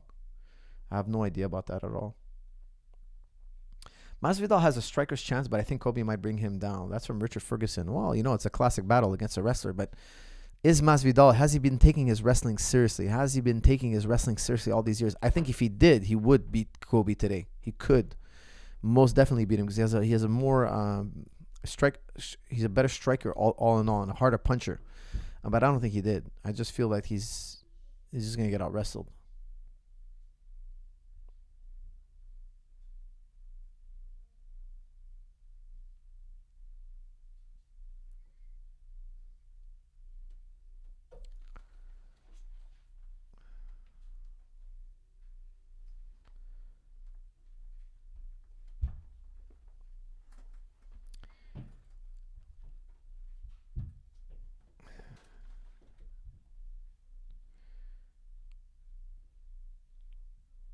Is it wise only to spar very lightly when not in camp? That's from Jay. Yeah, I think so. I think there's a lot of you just play sparring. The Thais do it. The Cubans do it. Just play sparring. And when you're in training camp, yeah, go harder, because sparring hard all the time is not healthy. You know, you're gonna end up hurting your hand, your jaw, your ribs, your head. You know, you don't want hard punches all the time. No, absolutely. Guys, it's good to take your foot off the gas, but you want to hit the bag hard. You want to hit the thigh pads hard. Yes, you want to develop your explosiveness in a way that doesn't injure your joints, and you want to do it yes, but that doesn't injure your body. This is very important. Okay, you want to get really, really good, do lots of intense training without the injury.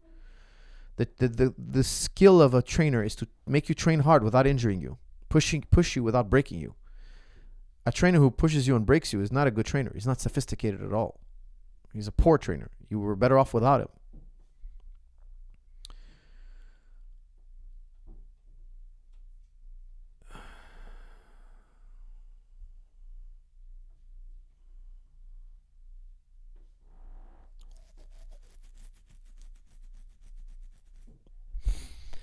All right, guys, what's going on? Let's see here. Where are we at? We are at 2 hours and 25 minutes, guys. I'm giving you guys another 5 minutes. I have my wife waiting for me. She's finished work. She's waiting very eagerly to hang out with her husband. Hey, coach, can you talk about how you make the connection to your opponent from open guard in Jiu-Jitsu? Do you have a preferred way? All the best from the UK. That's from Molly Max. Molly, thank you very much. Can you talk about how you make the connection to your opponent from open guard in Jiu-Jitsu? Well, here's the thing. Here's a very key thing when doing Jiu-Jitsu and playing open guard. I like to keep my knees in my chest because as soon as he grabs my leg, I want to be able to grab his leg. If my knees are out of my chest and he can grab my leg and I cannot grab his leg, he's gonna very likely pass. Or if he's a good passer or if we're the same level, two guys of the same level, the guy controlling the legs has the advantage. So I keep my knees in my chest. So when he grabs my leg, I can grab his. So if you watch my pass prevention video 1, I talk about how to protect your legs. When the guy tries to grab your legs, I'm kind of circling. He cannot grab my legs before I can grab his leg. I need to make initial contact. When I grab his ankle, we're even. He has my ankle, I have his ankle. But I could not have him grabbing my leg without me holding his leg. This is the most crucial part, the first contact. Guys, make sure to check out my basics video, Advanced Basics. Guys, I was watching my video with one of my black belts. I haven't trained with him in a long time. We're together in the US.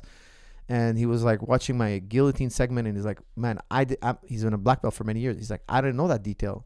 I'm like, okay, well, this is a really important detail. And we're like in my hotel room on the floor trying it out. He's like, oh, I've never knew this. And he's not a guillotine. He's like, oh man, I can't wait to try this. There's something for everybody. That's why I call it Advanced Basics. Okay. It's the basics done with key details that most people don't know. Check it out. There's a promo in the description, basic 10. Check out the description. There's a promo code for you guys. Check it out on jujiclub.com. Enjoy it. You can download it. You can stream it. You're supporting the channel when you do that. And check out all the other videos. I highly recommend Ashi Infinity 1, Ashi Infinity 2. Do the striking video. I think all you guys who are doing grappling should do some striking. Don't just be a grappler. In the future, I think I'm going to make the next video, I think is going to be Advanced Basics Volume 2. I have so many key things to show you guys that I think are lost. And another key video on the jujiclub.com that's very unique is the headlock escape. It's a kids video, really. I did it for kids because kids get in headlocks all the time, but it's just as good for adults. It's the same techniques for adults. It's not like a Mickey. It's my two kids. My two kids, they're like, I would say like an adult blue belt, okay? And it's me showing the techniques, them demonstrating it, and I'm going through the details. Guys, you must learn how to... I can't watch another jiu-jitsu guy get headlock. I hate it. I hate when I see a catch wrestler. I can't stand it. But it's hard to teach headlock escapes because jiu-jitsu guys rarely get headlocked. But they don't understand that one day they're going to go in competition and the guy's going to be a Greco guy and he's going to headlock you. So when you teach them headlock escape, they're half-hearted about it. They don't want to, I never get put in this position until you go on international level and some crazy good Greco guy squeezes your neck. Then you're going to be begging me for this understanding. Very important details, guys. Get the headlock escape video. Do it for 2 weeks. Never have to worry about headlocks again. Teach it to your kids at a young age. Whenever anybody ever headlocks them in their life, they're going to get out immediately. It's super important. Please, guys, I don't want to see any more jiu-jitsu guys get headlocked. I'm so sick and tired of seeing jiu-jitsu guys get headlocked. Make sure you get that video, please. 3 pieces and a soda, baby. That's from Shiz. Shiz is saying 3 pieces and a soda. We all know it's Masvidal's triple combo, 3-piece combo. Don't ever disrespect my boy George, or he'll do what he did to Leon Edwards during an interview. Guys, I was right there. I was standing right by them when that happened. Guys, I was standing right by them. I was in the arena. I see Jorge walk over to Leon Edwards. Oh, my God. Such a bad thing to do. So wrong. But, man, I don't know why Leon didn't have his hands up because I saw it coming. Masvidal was in the middle of an interview. He was talking. He was like, hey, what? That guy mentioned my name? He was live on it. He walks over. Pop, pop, pop, pop. Cut Leon Edwards. Punched him without warning Leon. He didn't say, hey, put up your hand. Let's go. We're doing it right now. No warning whatsoever. He walked up to him and pop, pop, pop. Guys, in my opinion, that's totally wrong, guys. I'm not trying to praise him here. I know we're laughed a bit, but because Shiz is being comical here, but he sliced him. I was like, wow, man, I can't believe Leon Edwards' entourage didn't go crazy. Like, if that happened to one of my fighters, man, it would take a SWAT team to separate. Like, I would have won. I wouldn't have. I would have never been allowed in England again. Let's just like I would have went to the next. It was very vicious what he did. Very vicious. Like I'm talking about sucker punch, three punch combo.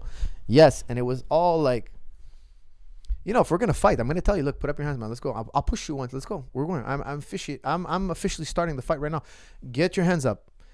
Not walk up to a guy and suck over words. I didn't like it. But anyways, you were saying, or he'll do what he did to Leon Edwards during an interview. Leon said, "Shut up," and stole my boy Shine in the middle of an interview. Got my boy any day. That's from Shiz Ahmedov. I hate to praise the violence, but I get what you're saying. I totally get it. Now listen. It's funny now because we know Leon didn't get hurt and he's fine and he's back, but I think it was totally wrong. Guys, that was just totally wrong. I can't praise Masvidal, and I've talked to Masvidal. He's a very nice guy, and we've even talked years ago. We talked about training together. He's super cool, super friendly with me. This is again a couple of years ago. We talked about maybe training sometime together, and we're like, yeah, cool. But that was out of line.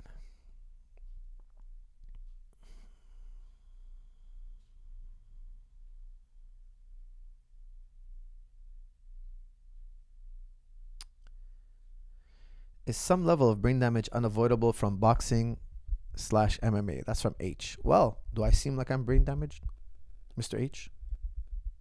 I think if you train sensibly, you won't have brain damage, as you say. For us, how do you study an instructional? Ugh, I can't watch instructional, guys. If I watch one, I have to watch it on fast forward, like ×5. I've seen so many moves, so many years. I'd rather watch fighting and kind of break it down. You know, I have watched a few instructionals because I want to see what the lay of the land is. I want to do my instruction. I want my instructionals to be better. I want you guys. My philosophy is more for less. I'm giving you more, not more content, more quality and more content for less. That's the true heart of any business. So more for less. So I looked at the lay of the land, and I'll watch an instructional, but I gotta watch it ×5. And some guys give so little. They give so. It's crazy. Like there's some very good instructors out there, and there's some really bad instructors out there. Some really bad ones. Like some guy, poor guy, paid $100 for this video. Like so bad. And the guy takes 2 hours to show you a simple thing, and the way he does, like, they don't have a lot of experience teaching. That's why, like in Jiu-Jitsu Club, I wanna be very sure that I'm releasing quality content with the new instructors. I said that if you guys are black belts out there and you want to do videos on Jiu-Jitsu Club, it has to be the equivalent of about a 3-hour seminar, and it has to be at a good price, and the quality has to be good. If you look at my reviews on BJJ Fanatics or on Jiu-Jitsu Club, they're all 5-star reviews. Thank you guys. Thank you so much, all of you out there who reviewed my stuff. But I really put a lot of heart and soul into these instructionals. I want them to be high quality, and I teach every day. Okay, I teach like 3 classes a day, so I know how to communicate these ideas.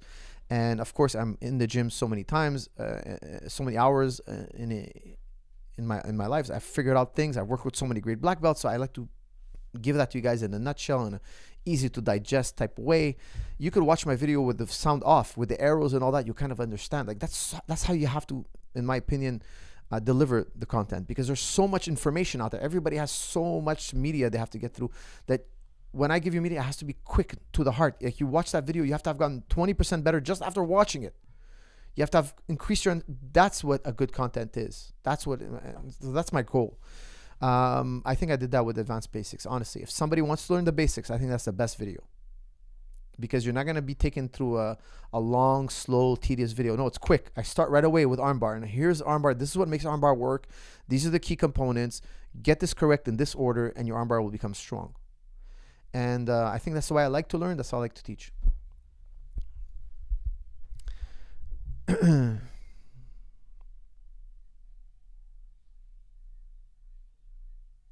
Hey coach, can you give me some drills on something for improving my jab? That's from Gregov. It's a bit complicated, but actually in TriStar Digital I do show it. Okay, but I talk about how you go down to up. There's different types of jab. Okay, but there's a slight backhand to a jab. When you throw it with a slight backhand, that change from going forward to backwards has to be done as fast as possible. That's what we call the whip. You're whipping your jab. So I like a whipping jab. Very important to me, because or else a good counterpuncher will knock your teeth out. Okay, so a whipping type jab, and I believe that you have to throw the elbow first. I do have some nuances that I go over, but Again, this is going to be released on digital, TriStar Digital. It has to be demonstrated. Hard to explain. But again, TriStar Digital, guys, when it comes out, we're going to be exploring a lot of these things.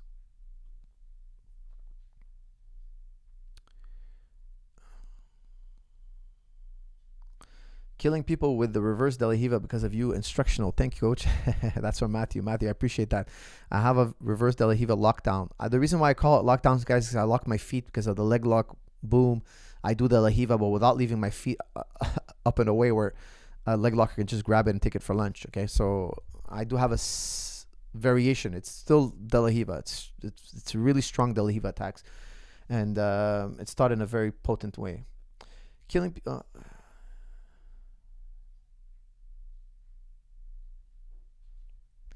Have a nice night with the wife/fam. Thanks for the stream and congrats on 100. That's from Vancy. What a gentleman Vancy is. Thank you, sir. Very kind of you. How can I improve my kickboxing traps and setups? That's from Caleb. Caleb, that's a very general question. You got to train a lot more kickboxing, and there's a lot of nuances to kickboxing. But the heart of kickboxing is shadow boxing, sparring in your mind, and then go out there and make it a reality.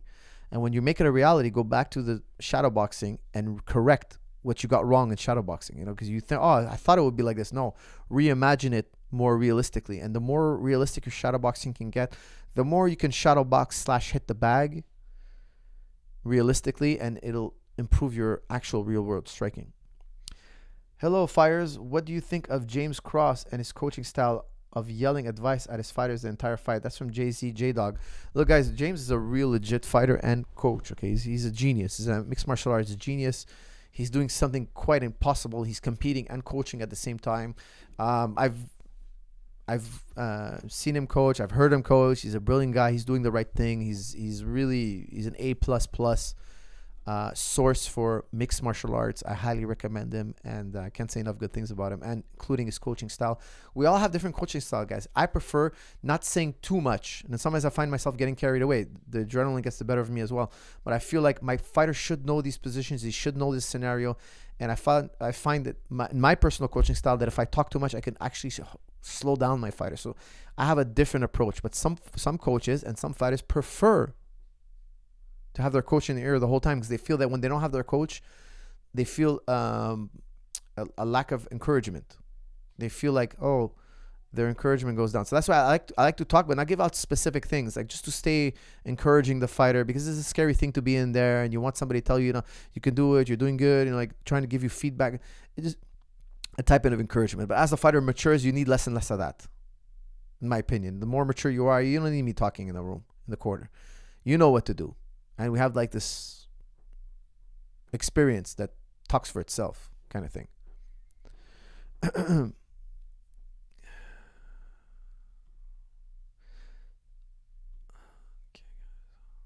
Okay, guys, we are 2:38 in. Jesuson is the right idea. It's like, go to your wife. Guys, my wife is waiting for me. I got to go before she files for divorce. Oh, hold on. I just got an email. What is this? Divorce court order. Oh, interesting. It's just been filed against me, guys. Why? Reason. Oh, too much podcasting. Sadly so. This podcast has cost me something very precious. Guys, I'm going to do one last question, then I'm going to bounce. I'm going to take Jesus' advice. A very good man.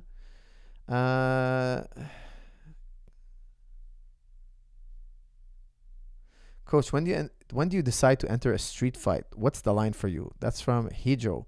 Guys, I try to avoid street fights. Guys, please, no more super chats. No more super chats, please. Guys, I try to avoid street fights at all costs. Most people don't know what violence is. Guys, violence are punch in the face, a knee to the head, a concussion, somebody stepping on you when you're knocked down, getting hit, landing on your head on concrete sidewalk is all very dangerous. I highly advise against it. Do everything you can. Guys, I tell you something. Do everything you can to avoid a street fight. And if you cannot, ask the guy, hey, let's go to our local gym and do this with gloves on. If you are in the Montreal area and you have a dispute with somebody and you want to settle it, I prefer you come to the TriStar Gym, put on a mouthpiece, buy 16-ounce gloves, put a cup on, put a headgear on, ask me or one of our coaches to mediate your issue. And we will let you spar. Yes, air your grievances. If you guys cannot settle your issues verbally, and you feel you need the need of fisticuffs, then yes, come to the TriStar Gym. We will settle it. However, we'll do it in a way where nobody gets seriously hurt, and hopefully it's the end of the story. I have done this in the past. Two guys that just can't stop fighting with each other. They're always at each other.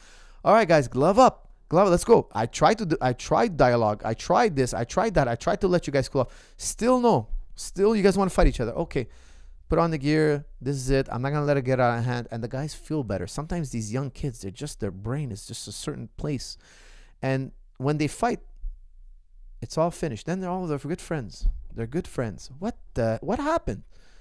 I can't explain it, guys. Call it toxic masculinity. Call it what you will. I can't explain it. I don't understand it. But some people just have that need to settle that issue. Whatever happened, it has to be settled with fisticuffs. Okay, at least do it in the correct way. So if you have somebody that you feel like, hey, man, go to your local gym. Do it in the right way. Don't do it in the street. First of all, you have legal issues. Second of all, you can kill a man. And more importantly, you can seriously injure somebody. And you might not know as much about fighting as you think. Okay, now if you're a trained fighter, it's wrong for you to beat up somebody, especially somebody who's untrained. That's completely wrong. I've never done that in my life. I plan to never do it. Only in self-defense. However, if two people cannot deal with it, man, put on the gloves, man. Just do it. Get it over with. It's not that big of a deal. You'll feel better afterwards. Fighting is not that big of a deal, especially if you're doing it with 16-ounce gloves, guys. It's not that big of a deal. With that said, I wish you peace, a good weekend. Please like, share the video. Check out Advanced Basics. I'm sure you will love it. Please leave a review, guys, on jujiclub.com. My government has shackled me, attacked me, martial lawed me. Help us out, guys. He barred me. The last 2 years have been very difficult. We are on the rise. We're coming back. Quebec now is less and less mandates. We're going to be maskless soon. In April, there's going to be no mask. You explain it. You tell me the science. You tell me, guys. I can't tell you anymore because I'm going to get suspended again. You tell me what happened. The laws of physics change. Politics change, maybe. Maybe Ukraine is the new center of stage. I don't know what it is. I don't know what happened. You guys explain it to me, but I can't explain it to you because handcuffs, suspensions. I can't even mention the word. All I'm saying is all the mandates are being lifted. Alhamdulillah. Thank God. I'm so happy to hear now that Quebec is getting back to normal life. And lots of good things have come about from this, but also lots of difficulties. Thank you all for tuning in. I really appreciate it. I hope we had a fun 100th. And I will see you all, as always, in the next episode. Thank you.